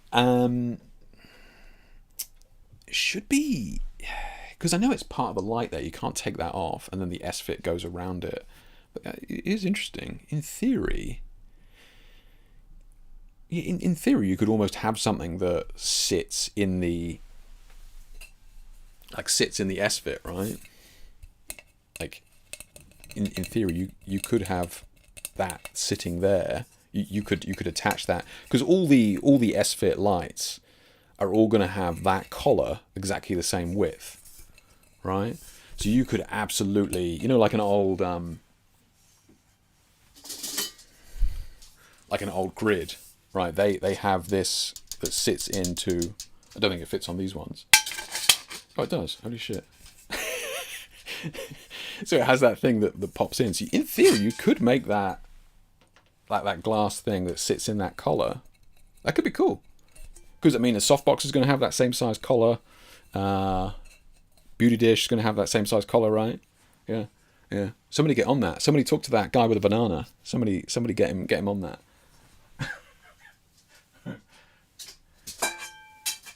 People joining the stream are just like, what the fuck is this going on about? Ruby says, I can't have plastic to keep the glass in place because it would melt. True, yeah.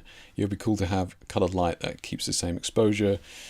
Sure, new technology can make it possible. I hope physics doesn't make it impossible. No, it doesn't make it impossible at all. like worst case scenario, right, Sam? Worst case scenario is that you would just go through, and for each hue you would know the exposure adjustment, right? And I mean, they probably already have that somewhere. Worst case scenario, you could try it with. I mean, technically, you'd only have to do it 360 times, right, with a very accurate light meter, and then you could just build that algorithm back into, or code into the light. Okay, when we go to hue 322, we need to adjust the exposure by 0.3 of a stop, right? So I mean, like that, those numbers are there for sure. Yeah. What's going on about? There you go. You fucking knew it. Actually, now that you said it, I don't know how about the design. It's just CNC to process some aluminum. I mean, technically, yeah, aluminium. Jesus, that's American TV for you. Yeah. Okay. So what have we learned today? We need to work out how to machine that piece of glass into an S-fit collar.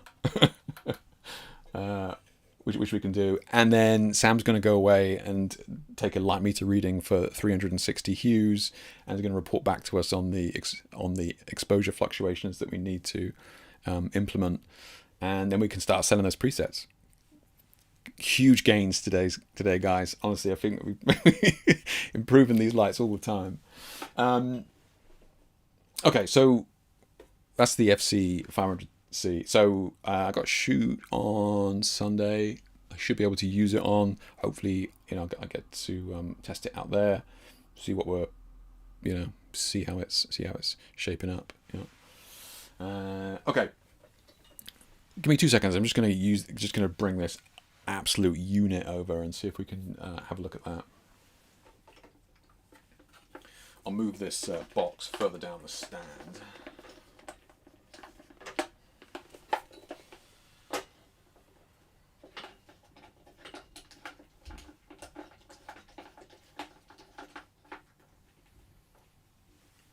Okay, and then let's just get this out of the way first.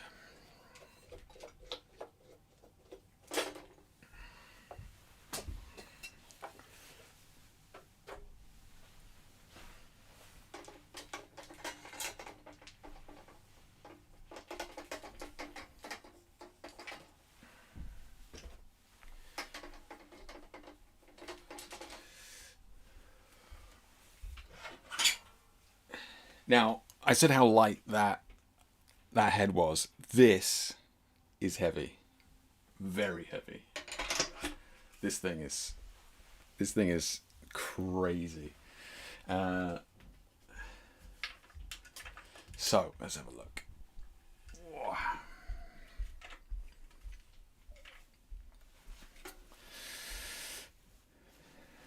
So there's no light on this yet, right? But this is the Nanlite PGBM, and then the number afterwards refers to the degrees of the lens that you have in it.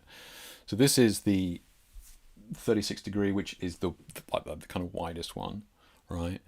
Don't drop it. Yeah, you don't want to drop this on anybody. So nothing crazy to many of you here. We got like the slot up here where we can put the gobos, and like it comes with an iris and that sort of thing that you can kind of open and close it down. And then you got the actual I forget what these are called, but basically the like barn doors things, but they're not. They're the sliders that can go in and block the light and that sort of stuff. So basically opening those up all the way, comes all the way out.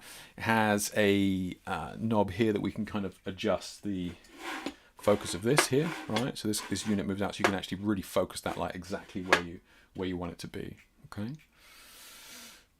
So those of you that have used kind of some of these other, this is a nice touch as well, right? It keeps all the crap out of there. Those of you who used these units before know that you typically mount this bloody great thing on the stand, right? Because there's just no way that your light is going to be able to deal with that amount of weight, and then you attach the light to the back of it.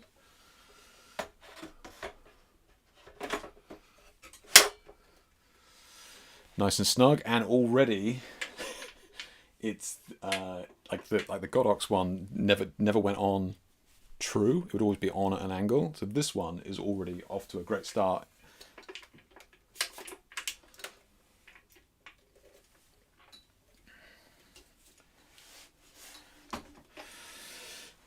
So now we've got the light and the actual projection unit on there. That is very heavy, right? This is, you know, so this is a serious piece of kit now.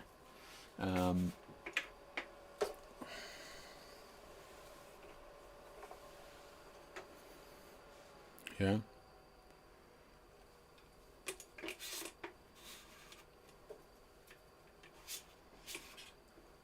So, absolute monster. Now, this is kind of interesting because we've kind of spoken about this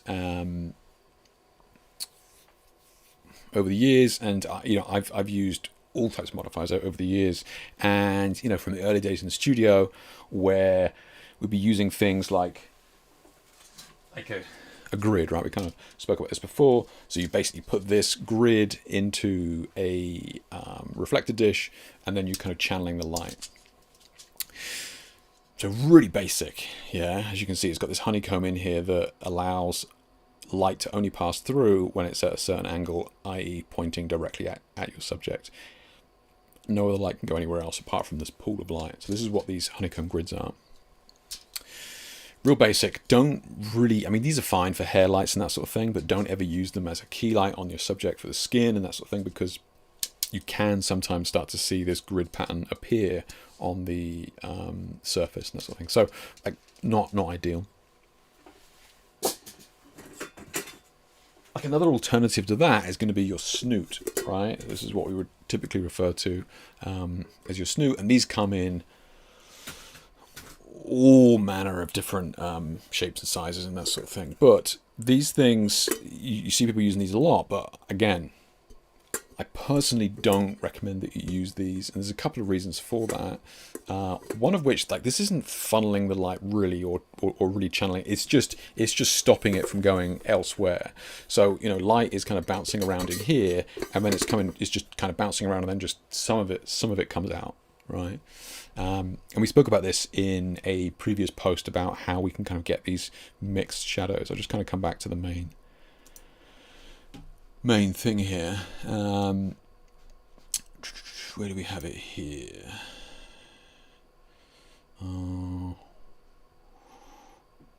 Yeah, here we go. So there's kind of double shadow effect that you can kind of fall into, right?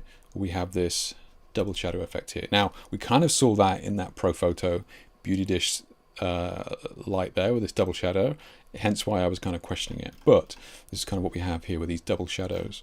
And this can happen because, sure, we're just using an open reflector there, but it can also happen with this because it's the same principle, in that light bounces around inside and it's not a very clean light, okay? Because it's bouncing around, it's not being controlled onto the subject, and you can get light that's hit. So light will hit the subject from this side, it'll hit the subject directly from the bulb itself. This is why we end up with this double and sometimes triple shadows, is because the light will be striking the model from both sides of the actual modifier and the actual bulb itself. So this is why we can have triple shadows like this, okay? So again, this is why I don't recommend using snoots and that sort of thing for that very reason. Okay, I mean, hair light and that sort of thing, not a big deal, right? You're not looking straight at it. It's going to be onto the hair. You're not looking at the shadows and that sort of thing from your camera side, fine. But for onto the skin and that sort of thing, you really want to kind of avoid it for those reasons.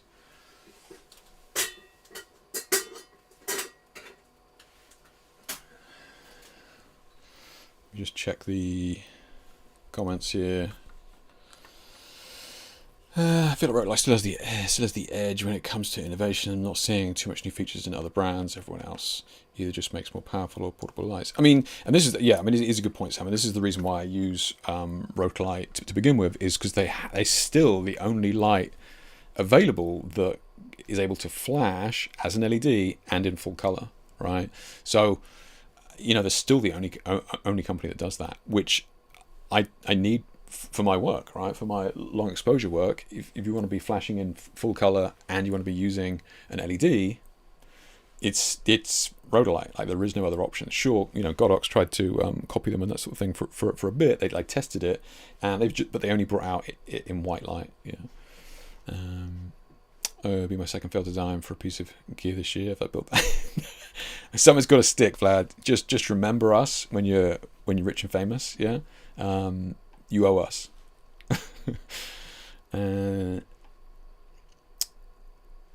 Steve says, "How I'm new here. What's the channel about?" This is just us looking at lighting gear, and then we'll be doing some feedback on your images later on in a second. So we're just talking about gear for now. Yeah, specifically Nanlite.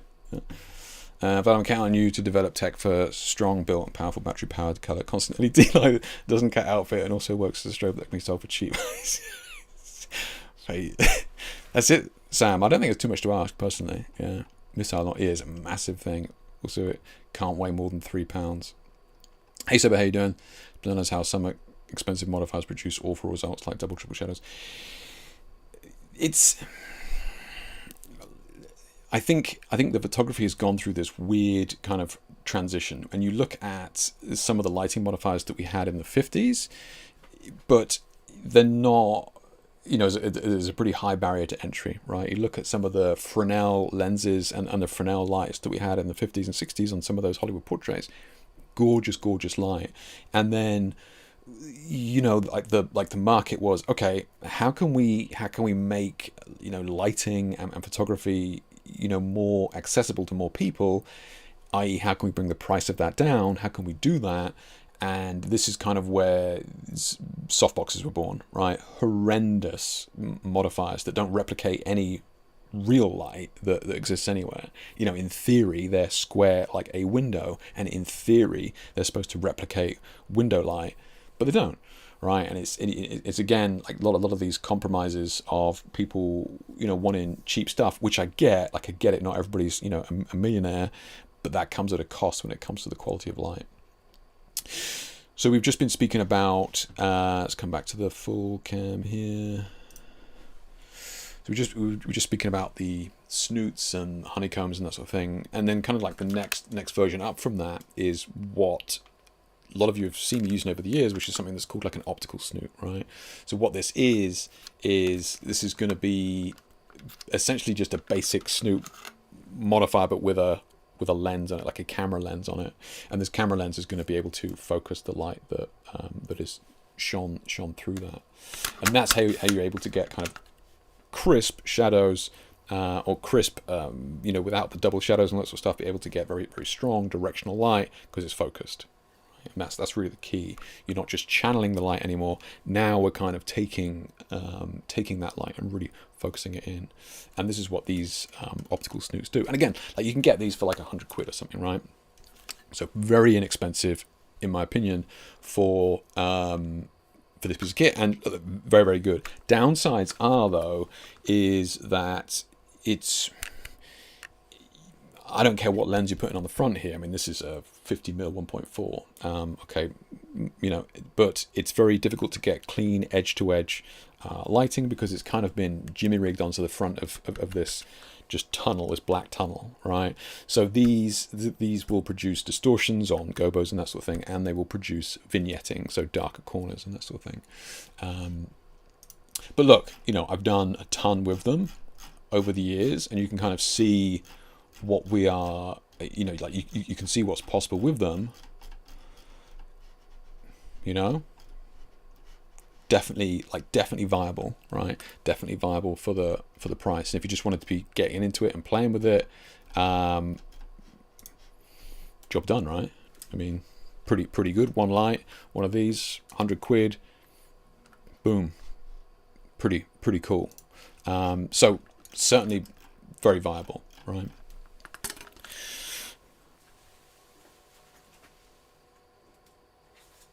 Now, coming up even more, we have the old, I say old, but this is the one that I've used for a good number of years now, but the Godox Spotlight. So same thing as what we've got but behind me there from Nanlite. This is 36 degree, and you can see it's got the lens in there as well, nice big lens. It's got the focusing point here on the side, so you can kind of focus this as you see fit. But, like, it's significantly smaller than the Nanlite version, and the lens as well inside is smaller as well.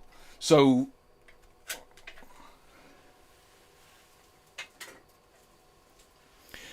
that Godox spotlight is excellent, extremely good. Okay, and again, I put it through its paces years ago. Very, very good. You can do a ton with it, right? You can do an absolute ton with this thing. Wide open lens at 36 degrees, you can tend to get a little bit of vignetting, so slightly darker in the corners, and then slight distortions in the corners as well because of that wide lens. So you see it's slightly bowing here.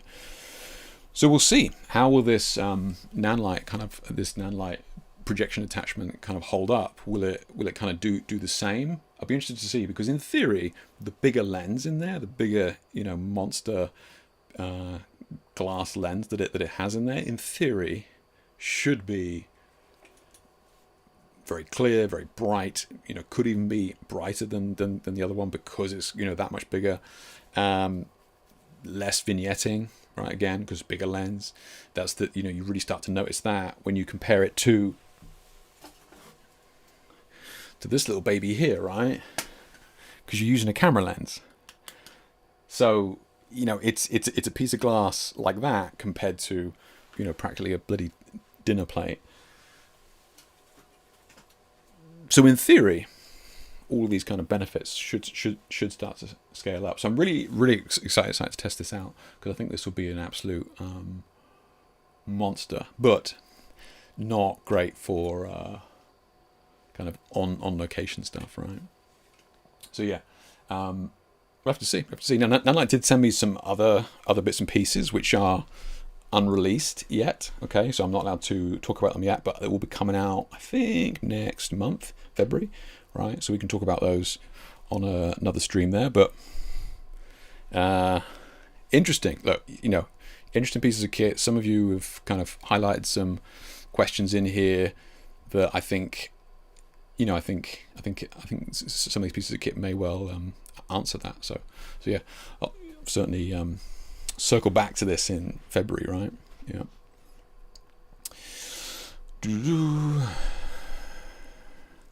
Lad stepped away to begin developing a projector. Yeah. One day I'll ship you some plastic to put in that lens as a mod and use it for the optical properties, not for snoot duty. It's an amazing lens.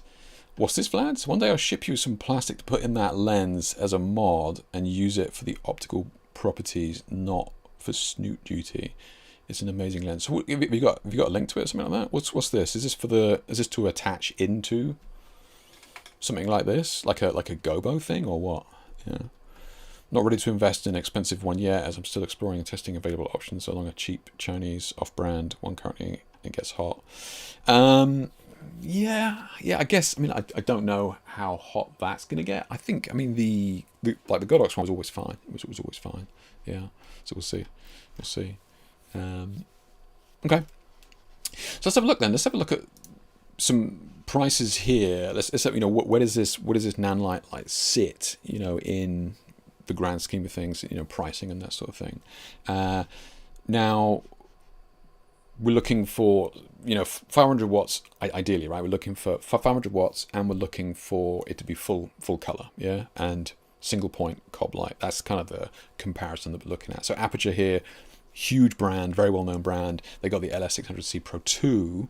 Let's have a look where that comes in. So this one here is you got and look, I just did a quick Google search. I haven't spent ages researching this. So if you're like, Jake, that's bullshit, I can get that for 50 quid, then by all means let me know. But like, you were looking at definitely over $2,000 for that head. 600 watts, full color cob unit.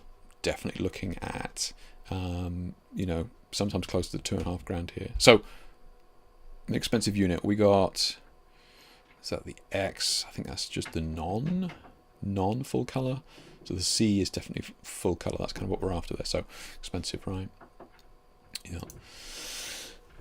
So Godox, right? So I did a look at the Godox versions. I was actually kind of surprised because I was trying to look for a like-for-like comparison. So I was actually kind of surprised that I couldn't find one. So again, if you can find one, please let me know. But as you guys know, I use the 150 watt full color LED cop head, which I think we got it here. There we go. Boom. There we go. So 500 quid for that. 150 power, and they go to 300. Right. That's kind of where they go. It goes to 300, and that's where that line ends. It goes to 300 power, which is, you know, one stop more than 150, and then we're looking at an extra 60 quid, right? So, I mean, if you're gonna get one, definitely worth the extra 60 quid to get that extra stop of light. But it's they don't seem to go much higher than that until you get into the big kind of cinema units, right? So like here, right? So we're back up there in that, you know, £2,000 plus range, right? So this is 1200 watts. I don't even think that's full color either. So yeah, I mean, look. So I just googled it there. Godox 500 watt RGB LED head, and you know, they don't seem to do it. It just goes to 300 watts full color, and then it just goes into the cinema. Christ. Thank you, whoever posted that. Yeah. Thank you. So really all I was showing you, thank you for saying that. So all I was showing you was the aperture ones go to about $2,500, right? And then the Godox ones here go to 560 quid, 300 watts, and then they don't seem to do one here for like anything above the 300 watts, which I was surprised at seeing, right? Because I thought they would do. So okay, so again, you can get the 300 watts, 530 quid, and again I had a look on Essential Photo here in the UK, and they just seem to be the big boy units. They just go up to the big cine ones. And then we've got the Nanlite. So this light that we're looking at here is anything from £800 to £1,000, right? Now, I actually think that's a really good price when we look at what it's going up against in terms of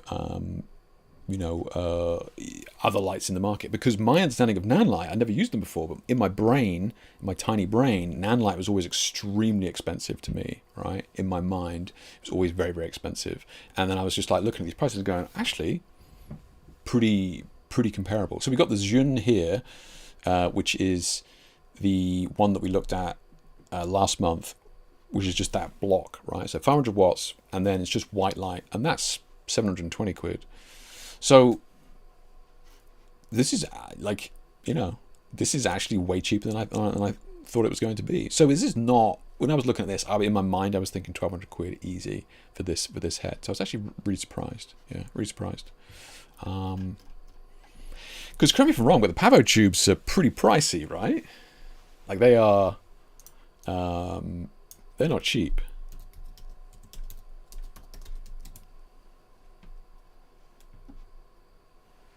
So you get two, okay, you get two there, which is what, the 4 foot one. Is it 4 foot? Yeah.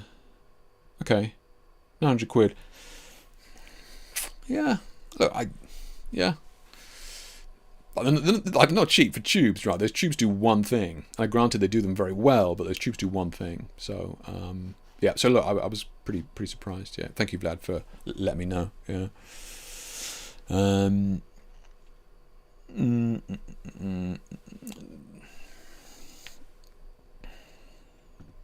Let's have a look at this thing from Vlad here a second. So Vlad says, proof that you can teach an old dog new tricks. So I feel attacked.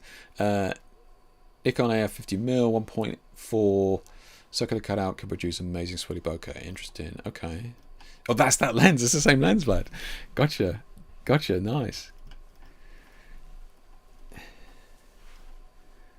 Oh, I haven't seen this, Vlad. Okay, got some. Wow, you got some good traction on here, man. That's interesting. Okay, good stuff. I will.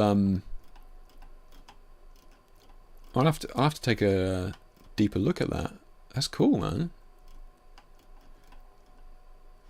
I've seen some of these, yeah.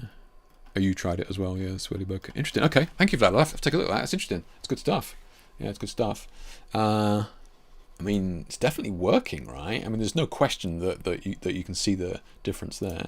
Those guys, in case you missed it, that Vlad posted that, please have a look at that. That's interesting. Yeah, yeah. Okay.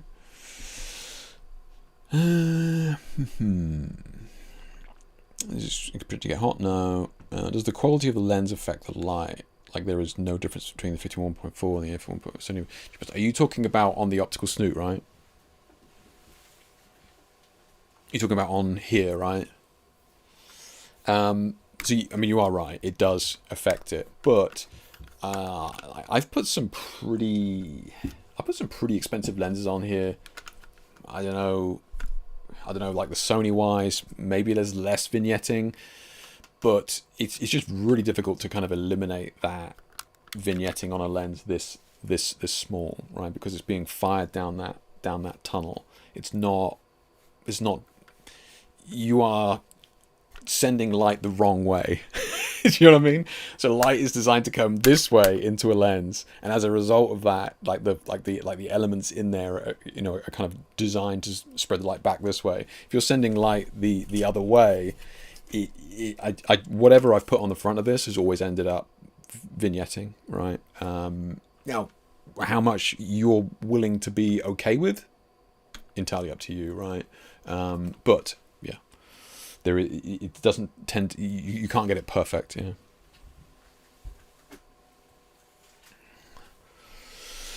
Yeah. Okay. So has anybody got any questions or things that they would like me to test or try on this? Like I said, I'm going to try and I got some ideas for some setups on Sunday. You guys have got me thinking about the hue loops though. That's yeah, you guys have got me thinking about that for sure. I don't know whether I'll be able to try that, but maybe. It's clever. It's a clever idea. So yeah, any questions on that, then let me know. I'll try and get the review out sooner rather than later. Jesus Christ.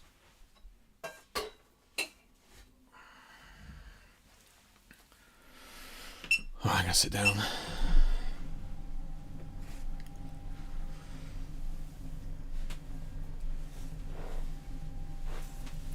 Oh, my dog's run off with my socks, it's great. All right, okay. All right, yeah. Yeah. Okay. So let's see what we're doing here with the old Facebook. So, like I said, those of you not new here, every week we go through, or every week on Monday, I put a share a shoot post up on my Facebook page and get you guys to submit images, and then either in the live stream or me responding in the comments, giving feedback on those images. So this is this week's crop of images. If you guys were just here to check out the new Nanlite kit, thanks for hanging out. And yeah, we're going to go through some of these images now. Let's have a look. Okay.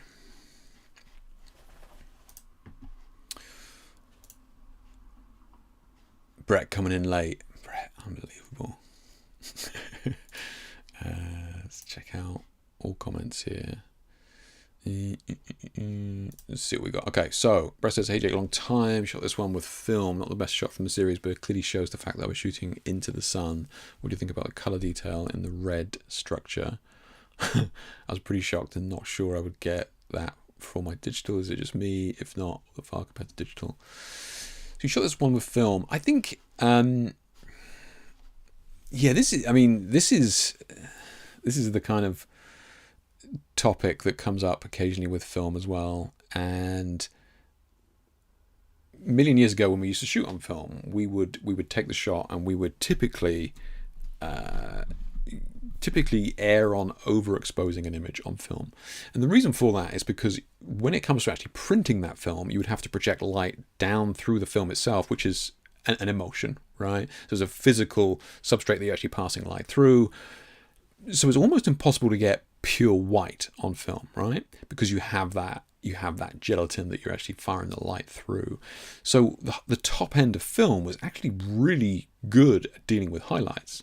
Counter to that was that it was terrible at dealing with the shadows, right? Now, the opposite is true now that we're in the digital world, in that I would always shoot darker on digital because the top end on digital, like the highlights, is terrible, right? It's very difficult to bring back highlights, but very easy to bring back shadows in digital. So tend to always kind of underexpose.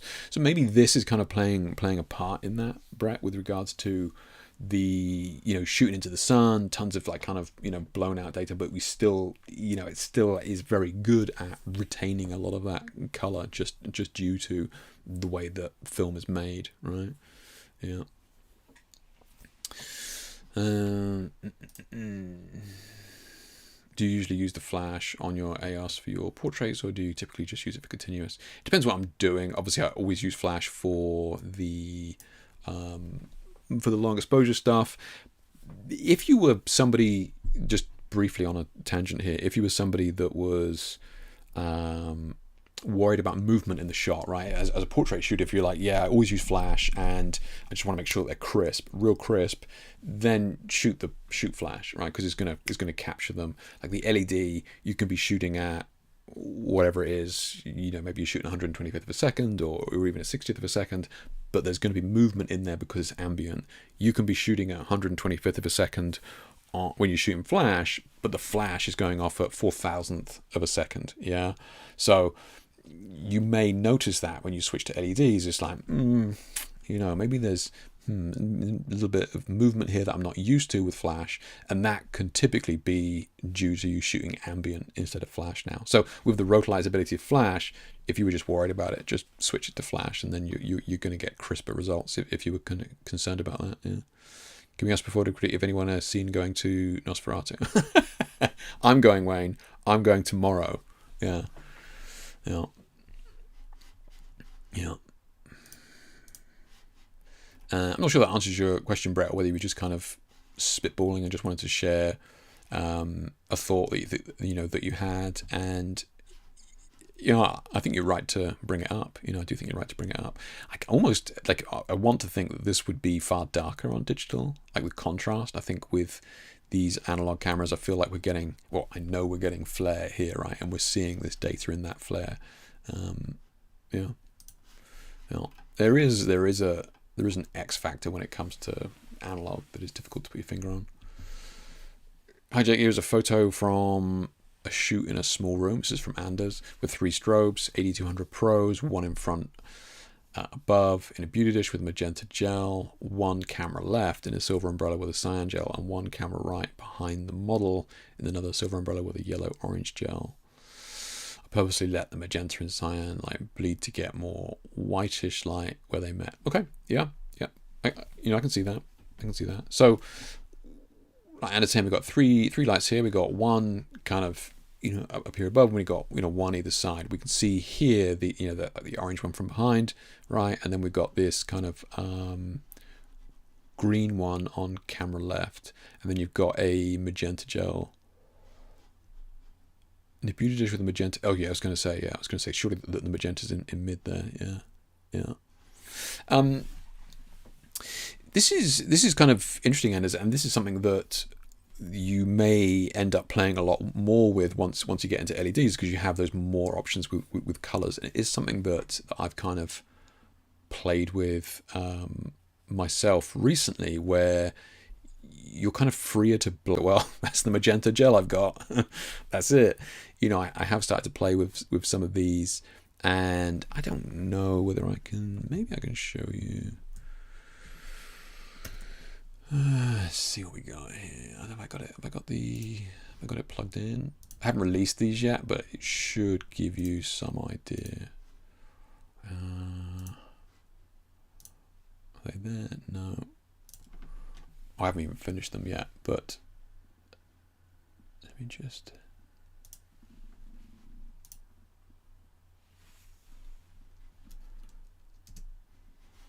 So here, right, it's a similar sort of thing where you're kind of blending gels, and then I'm kind of fine-tuning them because it's not gels, this is LED, right? Because I'm kind of fine tuning them. This is not finished, by the way, but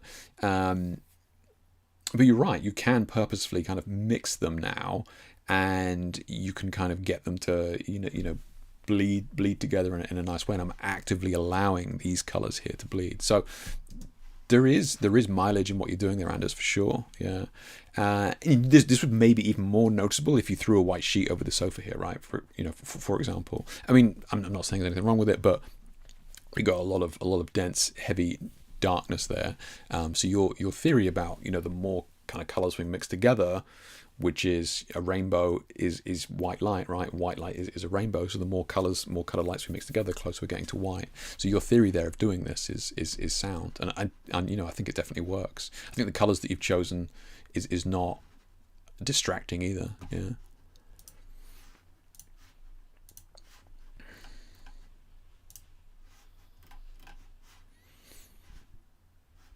So we've got a shoot here from. Oh, this is from ZZZ. Okay. I haven't played that. Has anybody else played that? Is it good? Color Gel's a good environment. Cosplay my most recent shoot from a first photo shoot 2025. Yeah. Hey, no worries, Anders. Yeah, no worries, man. Thanks for sharing it. Cool shot. Yeah.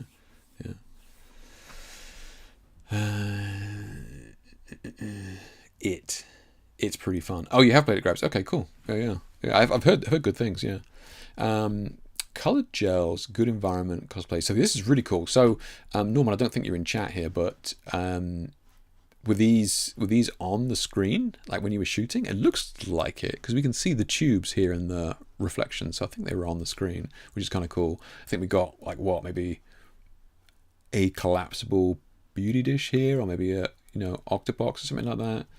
No, not a collapsible beauty dish. I can't see the thing in the middle, but definitely a small octobox. It's good stuff, man. Really cool, and great use of angle as well. Get down low, dynamic angle, wide angle.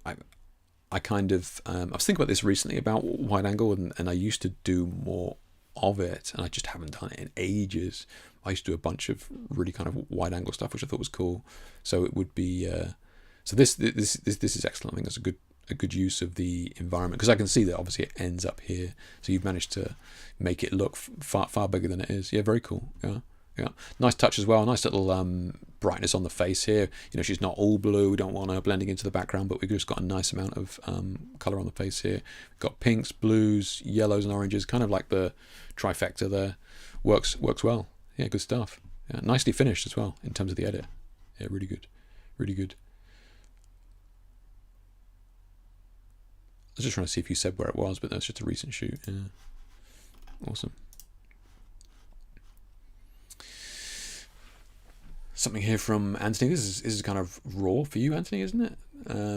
Nothing fancy, but I've been messing around with some on-camera flash just lately. Yeah, there you go. Yeah, so I was going to say it's not your normal thing, but yeah, this is the Terry Richardson style that we saw years ago, and this was super prevalent back in the day, Anthony. The old Face magazines and ID magazines and that sort of stuff were like the old fashion mags. This was really iconic back in the day, and I think it kind of died out as like the ring flash kind of took over, and then the ring flash it was just used to death, and then everybody kind of just went away from it. But like there is mileage to be had in it, and I think we could definitely see it coming back. I think this is kind of a really good example of that style as well, Anthony. I think it would have been easy to kind of overdo it here, but I think you've done well with this. Yeah, the kind of stark environment. Yeah.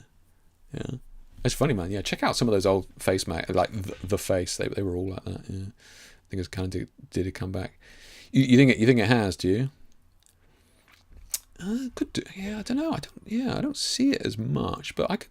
I mean, I think it looks good. I think it's definitely got mileage. Like I said, it was overused to death, but I could definitely see it coming back, especially as we kind of get away or try and approach more of this slightly more realistic, organic, approach to imagery.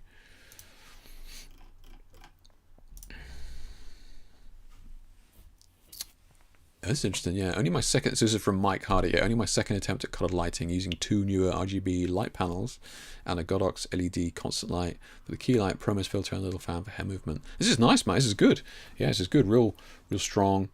And the yeah, the panels are working well. So have you kind of added these elements here? Like, is it blurred excessively? I think it works. I think you've done it well. Yeah, I'm not even sure you're in chat, Mike, but if you are, yeah, I think it's strong. Yeah, I think it's strong. I think I love this light on the face. You just got this. Would you say what you've got on the face here? Second attempt, you've got 2 RGB panels and a Godox LED constant light from a key. So we're not sure what that LED constant light is, but real tight pool of light on the face, which is really nice. You can kind of see the highlight on the face here, and then as that kind of that shadow comes out like that, it's really nice. Yeah, really nice. Yeah.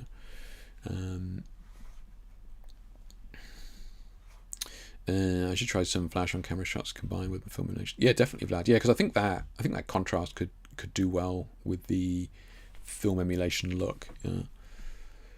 Dion's Christ. Look, this is purely from a. I'm trying to be professional here when I say this, but when you're in a situation like this, and look, this is not your fault. This just happens.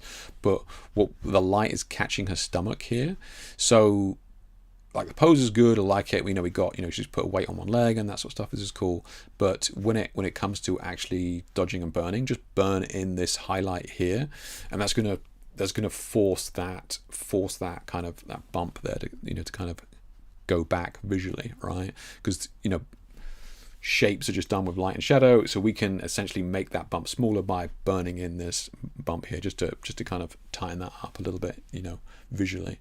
But again, just personal preference. Yeah. Real strong colors though. I like it. Yeah.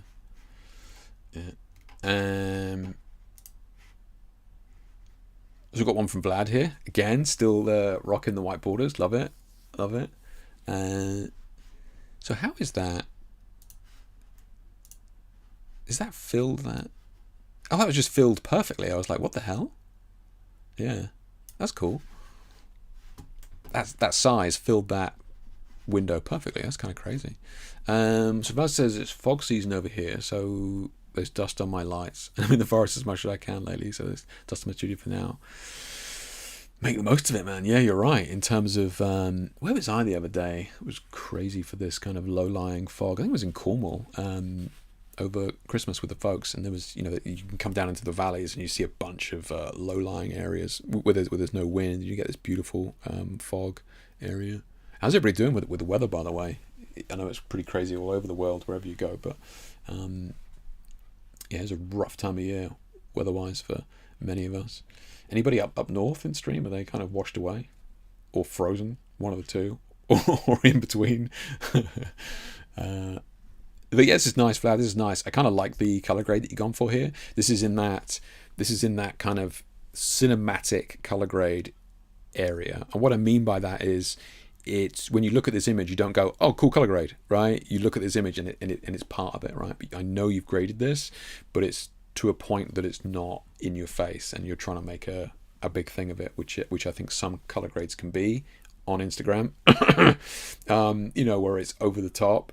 Whereas I think this is a nice color grade without it being the whole point of the image. Yeah, so I think this is nice balance. Oh, okay, nice, okay, yeah. I mean, that's not bad either, right? That's good. That's kind of cool as is. Yeah. I mean, obviously you can't just leave an image as is. I mean, like, you're not a serial killer. You have to do something to it. But yeah, that's pretty cool.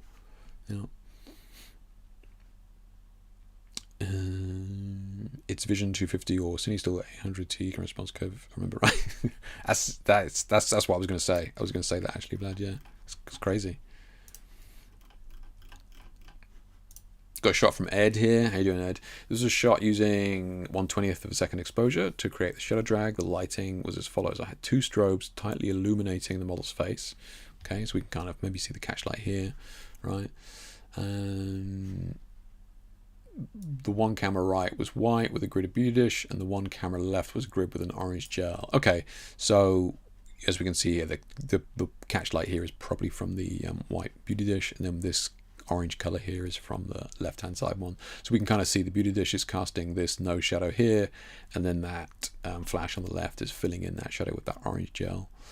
Additionally, I had 3 constant lights, one green Nanlite pavo tube to camera left. Okay, so we can kind of see it here, right? And orange pavo tube camera right of the model, and number 3 in Nanlite FS300 yellow pointing to the background. Okay. Was a reflective mylar. The fan was slightly moving. You got a lot going on here, Ed, man. Nice. I love it. Just throw everything at the wall, see what sticks. Yeah. I hadn't noticed the mylar, and then I can kind of see it now that you've mentioned it. Yeah. Look, I think this is good. I think you've done a really good job to actually keep her face pretty crisp, right? So I think you've done a good job at keeping her like almost untouched. Really, you've done a really good job of that. Now, I will say that it's the exposure of these colors again. I know we spoke about this when we spoke during a session a few weeks ago, but I still think it's the exposure of these colors that is kind of throwing this off. And what's happening here is like a lot of these colors are kind of going out of gamut here. And that's really easy to do when we're doing long exposure, because we're just dumping a ton of color onto the sensor. So you have to be really careful with this. And if that means that we kind of got to be, almost underexposing when we're doing this and then bringing it back later, then fine. But especially with the, like the reds and the oranges and stuff, that area of the gamut is very, very difficult to kind of maintain detail in. And not that we're looking for detail in a long exposure, but I would want to see more data here in these colors, because it's definitely clipping here. And the only reason that's clipping is due to the exposure, not to do with the color that you chose or anything like that, but it's to do with the exposure. So again, it's just about just kind of reining that in, just a touch on the exposure wise. But in terms of the rest of the image, like, you've got a ton going on here. Very complex kind of lighting. We've got long exposure, flash, ambient, doing it with LEDs, and we're also trying to focus, those lights, those flashes exactly where we want it. And then we've got elements moving in the background as well. This is not just you moving, but you've got the model moving, you moving, and the background moving. This is, a complex shot. This is really well done. Yeah, really well done. It's just rein in the exposures on some of those colors.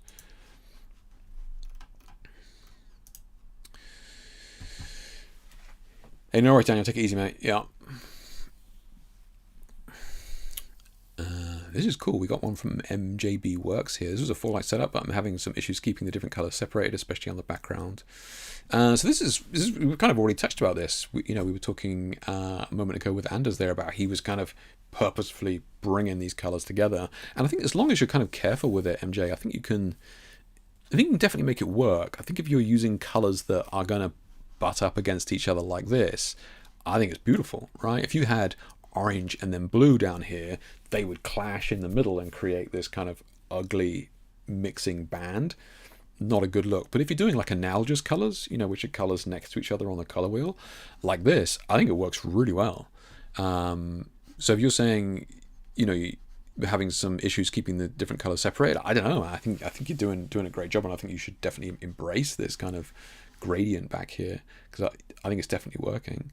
And again, look, I think what we've got going on down here is really cool, but like we were talking to Ed a moment ago, we are clipping up here in these reds, and that's just again due to the exposure of these reds.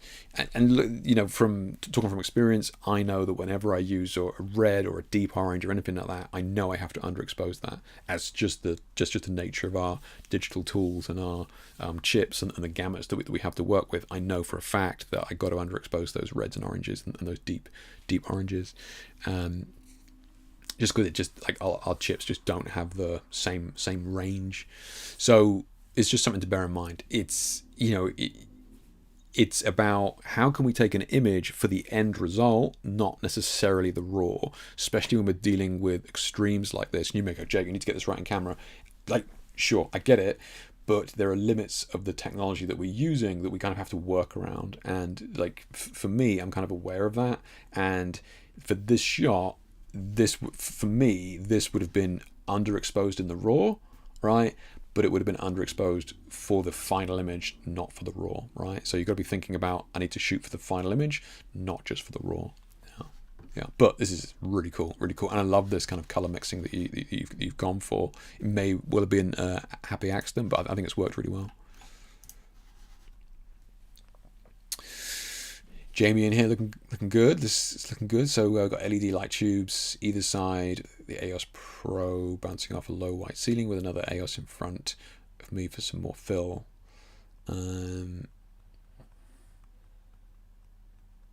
I'm just looking at this. Okay, so we got tube lights either side, and EOS Pro bouncing off low white ceiling. Okay, yeah. Oh, and we got a fill down here, which is what, this catch light here, or this, yeah, reflection here must be the one down low. Yeah. Okay. Yeah. Okay. So we got the. So this is a similar thing here as well, Jamie, with these reds and pinks, right? This is the same thing with, like, the data is clipped here, so we don't have any kind of tone in the skin anymore. And again, that's just going to be to do with the exposure. So this is a tough one, especially when you're dealing with very different surfaces, very different textures, right? So you've got skin, which is palish in this instance and reflective-ish, and then you have latex or the PVC here, and then it's just extremely dark and then very reflective. So it's very difficult to kind of, okay, this is looking good here, but to get the correct tone here, I've clipped it on the skin. So it is a very difficult situation that you're working with. For me, again, I think it's going to be better to underexpose and then pump up than the other way around. So, for example, expose for the skin, because that's where we've got the data and the texture that we want to work with. And then if we need to pump it up in post on the latex, then I feel like that is going to be the easier way to go. Yeah, and we can kind of see where it's kind of starting to band a little bit here, which is tricky. Yeah, but very cool though. I mean, you've definitely got to come in emerging out of that darkness. Yeah, very cool. Yeah, running out of stuff to show, as most of the work I've been sharing was for the book. How's that going, Jamie? You still in here, or are you just busy editing? Yeah, are you done? I thought it was all done now. It's just off to the printers. Like, how are you doing on that? I would say, how can we acquire as much data as possible so we can process it in what we want? Oh, you're talking about like shooting for the yeah, and it's just something that comes with experience, because you can't just say, oh, underexpose everything, because it's really, purples are really bad as well, like into that infrared region. But yeah, definitely the reds, pinks and purples, that sort of stuff.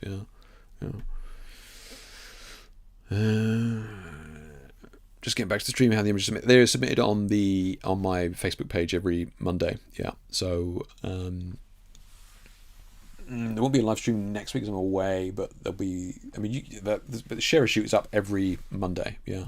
So you can post one. They're every Monday.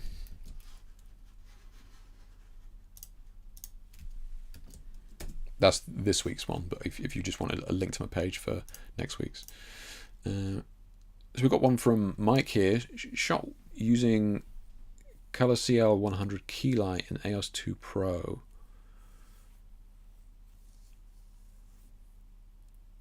Oh, sorry, I was trying to work out like what with the EOS. Okay, no, so shot with a Color CL 100 Keylight and then an EOS 2 Pro for the orange rim light and a couple of Yongyo's stick LEDs on floor and fan backlight. Okay, Mike, like, this is really good. Yeah, this is really good. I think we've got tons of data here where we need it. We've got real, again, beautiful kind of kiss of light here, which I think is really nice. Got real nice skin tones here. Color's looking good, man. Yeah, color's looking good. Not sure about the baby head and the teddy bear. Like, this is a story that I'm missing. But I think this is really cool. I think light these candles to kind of give the give the impression that this is what this light is, that this kind of orange glow is coming from. If we had these candles on here, I mean, you could add them in post. I think it'd be very easy to add those in post. So it would kind of give the impression that she's being lit by these candles, these practicals as they're called. So I think that'd be really cool. But yeah, I think you've done a great job with lighting this. You've got a lot going on here, but I think it all works together. I think sometimes people can have, you're going to use 6 lights and it just looks a mess. But I think this is all tied in nicely. Yeah, it's good stuff. Yeah.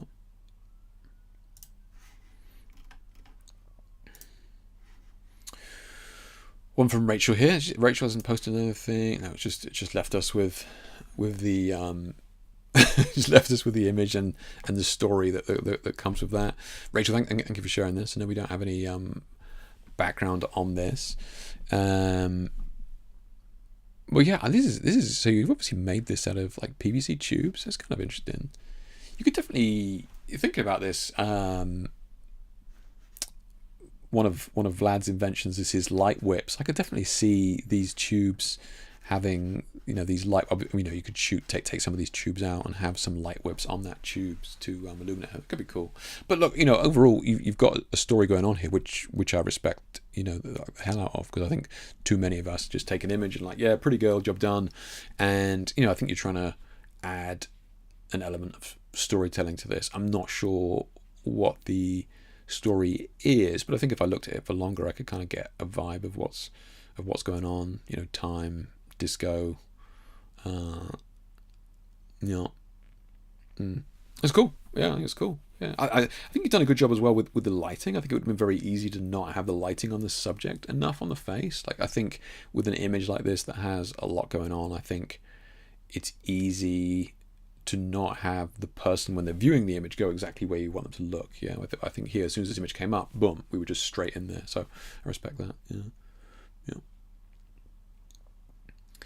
I know, Steve. I'm sorry. Yeah, you're not alone. You're not alone, Steve. Yeah, I mean, it's just one of those things where Facebook is still the kind of the easiest place that we can kind of have conversations in the in the comments and that sort of thing, and people can post images. But I know it's a pain in the ass. I know people don't have, like, a lot of people got rid of their Facebook page and that sort of thing. So yeah, sorry about that. Yeah. Hey, no worries, Michael. Yeah, it's good. It's good. Is this this is you, Mike Stone? Is this you, Mike Stone? Yeah, cool. Okay, yeah, it's great shot, Mike. Yeah, great shot. Yeah, I think it's about exposing for what truly matters in the image and adjusting what we need as opposed to needed. Yeah, Discord. You could do it in Discord. Yeah, I don't know whether. I've seen a couple of other pages try Discord, and I think. Yeah, no, I know that's fine, Steve. Yeah, it is. Yeah. Maybe it's something in the future, but I've seen a couple of photographic pages try Discord and it didn't work out. I'm not saying that means that nobody's going to work out, but look, I'll be honest and say that it's a younger audience, right? And I think a bunch of us here, myself included, a little bit more mature. Yeah. Anubhav, how we doing at the end here? This is an absolute banger. So I wanted, Anubhav, I don't think Anubhav made it to the stream, but those of you that don't know, he works very closely with Nanlite already, right? So Anubhav, if I recall, please correct me if I'm wrong, but many moons ago, he was making his own LED lights and that sort of thing, much like Vlad and others are doing. And I think he was creating some incredible images with some very basic LED lighting, and I think Nanlite reached out to him and was like, look, if you're doing that with those lights, imagine what you could do with our lights. They sent in some kit, and then he's been off to the races since then, producing gorgeous work in very small environments, usually his own home and that sort of stuff, but getting like real beautiful images. So yeah, hats off to him there. So what we got here? Been a while since I posted on short break. Shot with the Fuji XS20 quick Canon. Okay. What Canon are you using before? One lamp setup plus practical. Nanlite Pavo tube placed in background. Okay, so the orange is behind her there. Yeah, flashlight, torch used to bounce light back to the model's face. Oh, she's lit by that torch. That's nuts. Yeah, added haze, show like streak, rest color grade, and light remotely. So this blue then, Anubis, I know you're not here, but I know you swing by. Is it graded? So this white light is graded because this is just a white light torch, I presume, or flashlight. Yeah, but that's cool. That's cool. Yeah. Working with these deep, heavy shadows like this is, it's tricky, but I think it works. Yeah, nice, beautiful color grade as well. Yeah. That's true in the community, and then moved away from Discord to thin out the trolls. Oh, really, Steve? Is that what you kind of? I mean, I use it for gaming, but I don't use it for anything else. I think I signed up for it years ago with Midjourney as well, and I think I'm still in there, but I don't really use it for much else. You saying that they moved away from the trolls, and that's interesting. Yeah, you think maybe young people, I guess. The plus of the barrier to entry and getting people to install, use a third-party app like Discord while everyone else YouTube based. Yeah, it's tough, man. It is tough, right? It is tough. Look, I didn't speak about this in the news. I wanted to. I fucking forgot. But maybe I'll circle back to it in the next stream. But what the hell is Facebook doing? Creating AI profiles? Like, what the hell are they doing? Did you guys see that in the news? Facebook actually generating AI profiles. What the hell is that? Actually generating AI profiles and then going, yeah, they're going to start producing. What? That's terrible. What marketing principle is that? That's wild. Yeah. So Gripe says Meta backed out from AI profiles, I believe. Oh, okay. Thanks, Gripes. Okay, thank you. We'll follow that up. Okay, appreciate that. I just could not see the reasoning. Like, okay, sometimes you can go, okay, look, money, these fuckers just want more money. I get it, but I just could not see how, like, them openly going, yeah, we're just going to create fake accounts could possibly be a good thing. But anyway, I won't rant about that. But thank you, Gripes, for the update, and I will probably look into that to see what the repercussions were. So Nuba, thank you for that image at the end there. Beautiful image to end on. And I mean, guys, look, the caliber of work being shared here is outstanding. I mean, it's just nuts. It's really high quality work. And look, if you're in chat here and you're like, oh my god, I think I'm ready to submit images there. Look, it's just everybody starts somewhere, and as long as it's not black and white, you can I'm pretty happy to look at most things. So don't feel like you shouldn't share work. It's just that a lot of these guys here have been doing it for a while. But yeah, really high caliber again this week, which has just been excellent. Yeah, really good.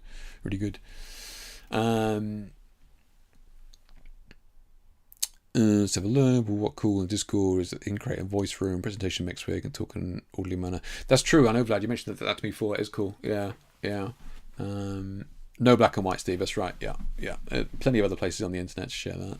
Yeah. Out of curiosity, guys, raise a hand if you use Discord already. I do. Yeah, I do. As in, I have an account. Do you have an account for Discord? Anybody in this chat have an account in Discord? Signed up to it. Yeah. So, just going to start closing this out. I mentioned that it won't be a live stream next week, and as soon as you guys brought it up, the reason it is because I will be in Paris next week for my exhibition. Just thought I'd mention it.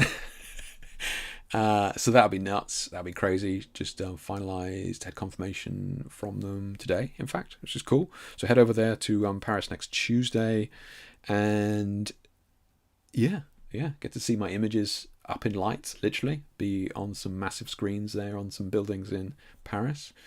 So I will keep you guys updated on that. Try and get some great architectural images. No, don't expect anything. It's going to be iPhone videos and iPhone shots. I will take my Nikon, but I'll probably just be too lazy to take it out.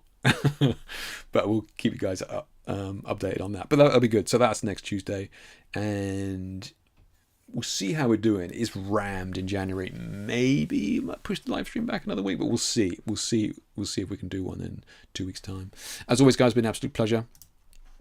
If you're not aware, I do online workshops and mentoring with a lot of folks from all over the world, and have done for many years now. If you're interested in taking kind of taking things further in terms of lighting education and that sort of thing, a little bit deeper rather than the surface level that you may get from, you know, a 10-minute YouTube video or something like that, then these workshops really go into a lot of the kind of theory behind lighting, and then kind of how can we implement that day to day, and giving you the tools to kind of recreate these images yourself. So all of them come with, you know, PDF workbooks and that sort of stuff as well. So got a couple more this week, which should be good.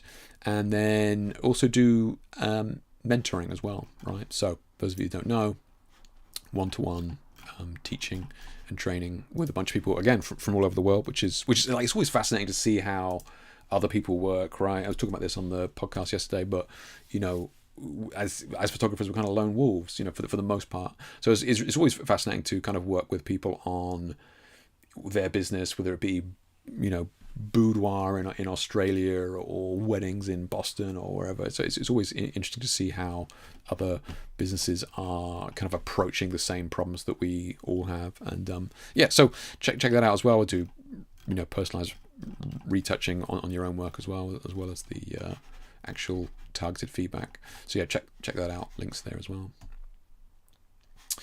Let's just check any last minute questions before we close it out. There's a couple of people using Discord. Yeah, I administrate a successful Discord community. Nice. I think many Discord communities fail because of awful admin and sad pages like "Brody, you were dead." Like this. That was the one that I was referencing, Sam. Yeah, that's exactly the one that I was referencing. I was like, yeah, people have moved away. It didn't really work out. That's exactly the one I was referencing. Yeah, it's difficult to keep them active. True. Yeah, like, subscribe, bell icon. You know the deal by now. Yeah, exactly. Do what Jamie says. If you don't listen to me, listen to Jamie. From what I see, there's a high percentage that's familiar with Discord, so maybe we can try and set up a small server. I'm down to do that for sure. Yeah. Folks like Vlad and me, community can never go inactive. That's true. That is true. Yeah, I mean, I'm super lucky with the people we have in here. Yeah. Cool. All right, guys. Look, it's been an absolute pleasure. I think we covered a lot, and it's excited to get stuck into Nanlite, test out what they're doing, and see what their lights can do. This absolute unit, absolute monster. So hopefully try that out on Sunday. That'll be good. Get a review out on those in the coming weeks, months, probably months. And yeah, it'll be good. All right. Thanks everybody that submitted an image. Again, wouldn't be anywhere near possible to do this live stream without you guys submitting images. So I'm always really grateful of that. And again, like, incredible images. Yeah, good stuff. Thank you guys. You have fun in Paris. Thank you. Yeah, will do. All right, guys, been an absolute pleasure. Whilst I talk really slowly, whilst I try and find the end of the stream button here, I'll just talk. There we go. I got it. Okay. Take it easy, guys. Catch you in the next one. Bye for now.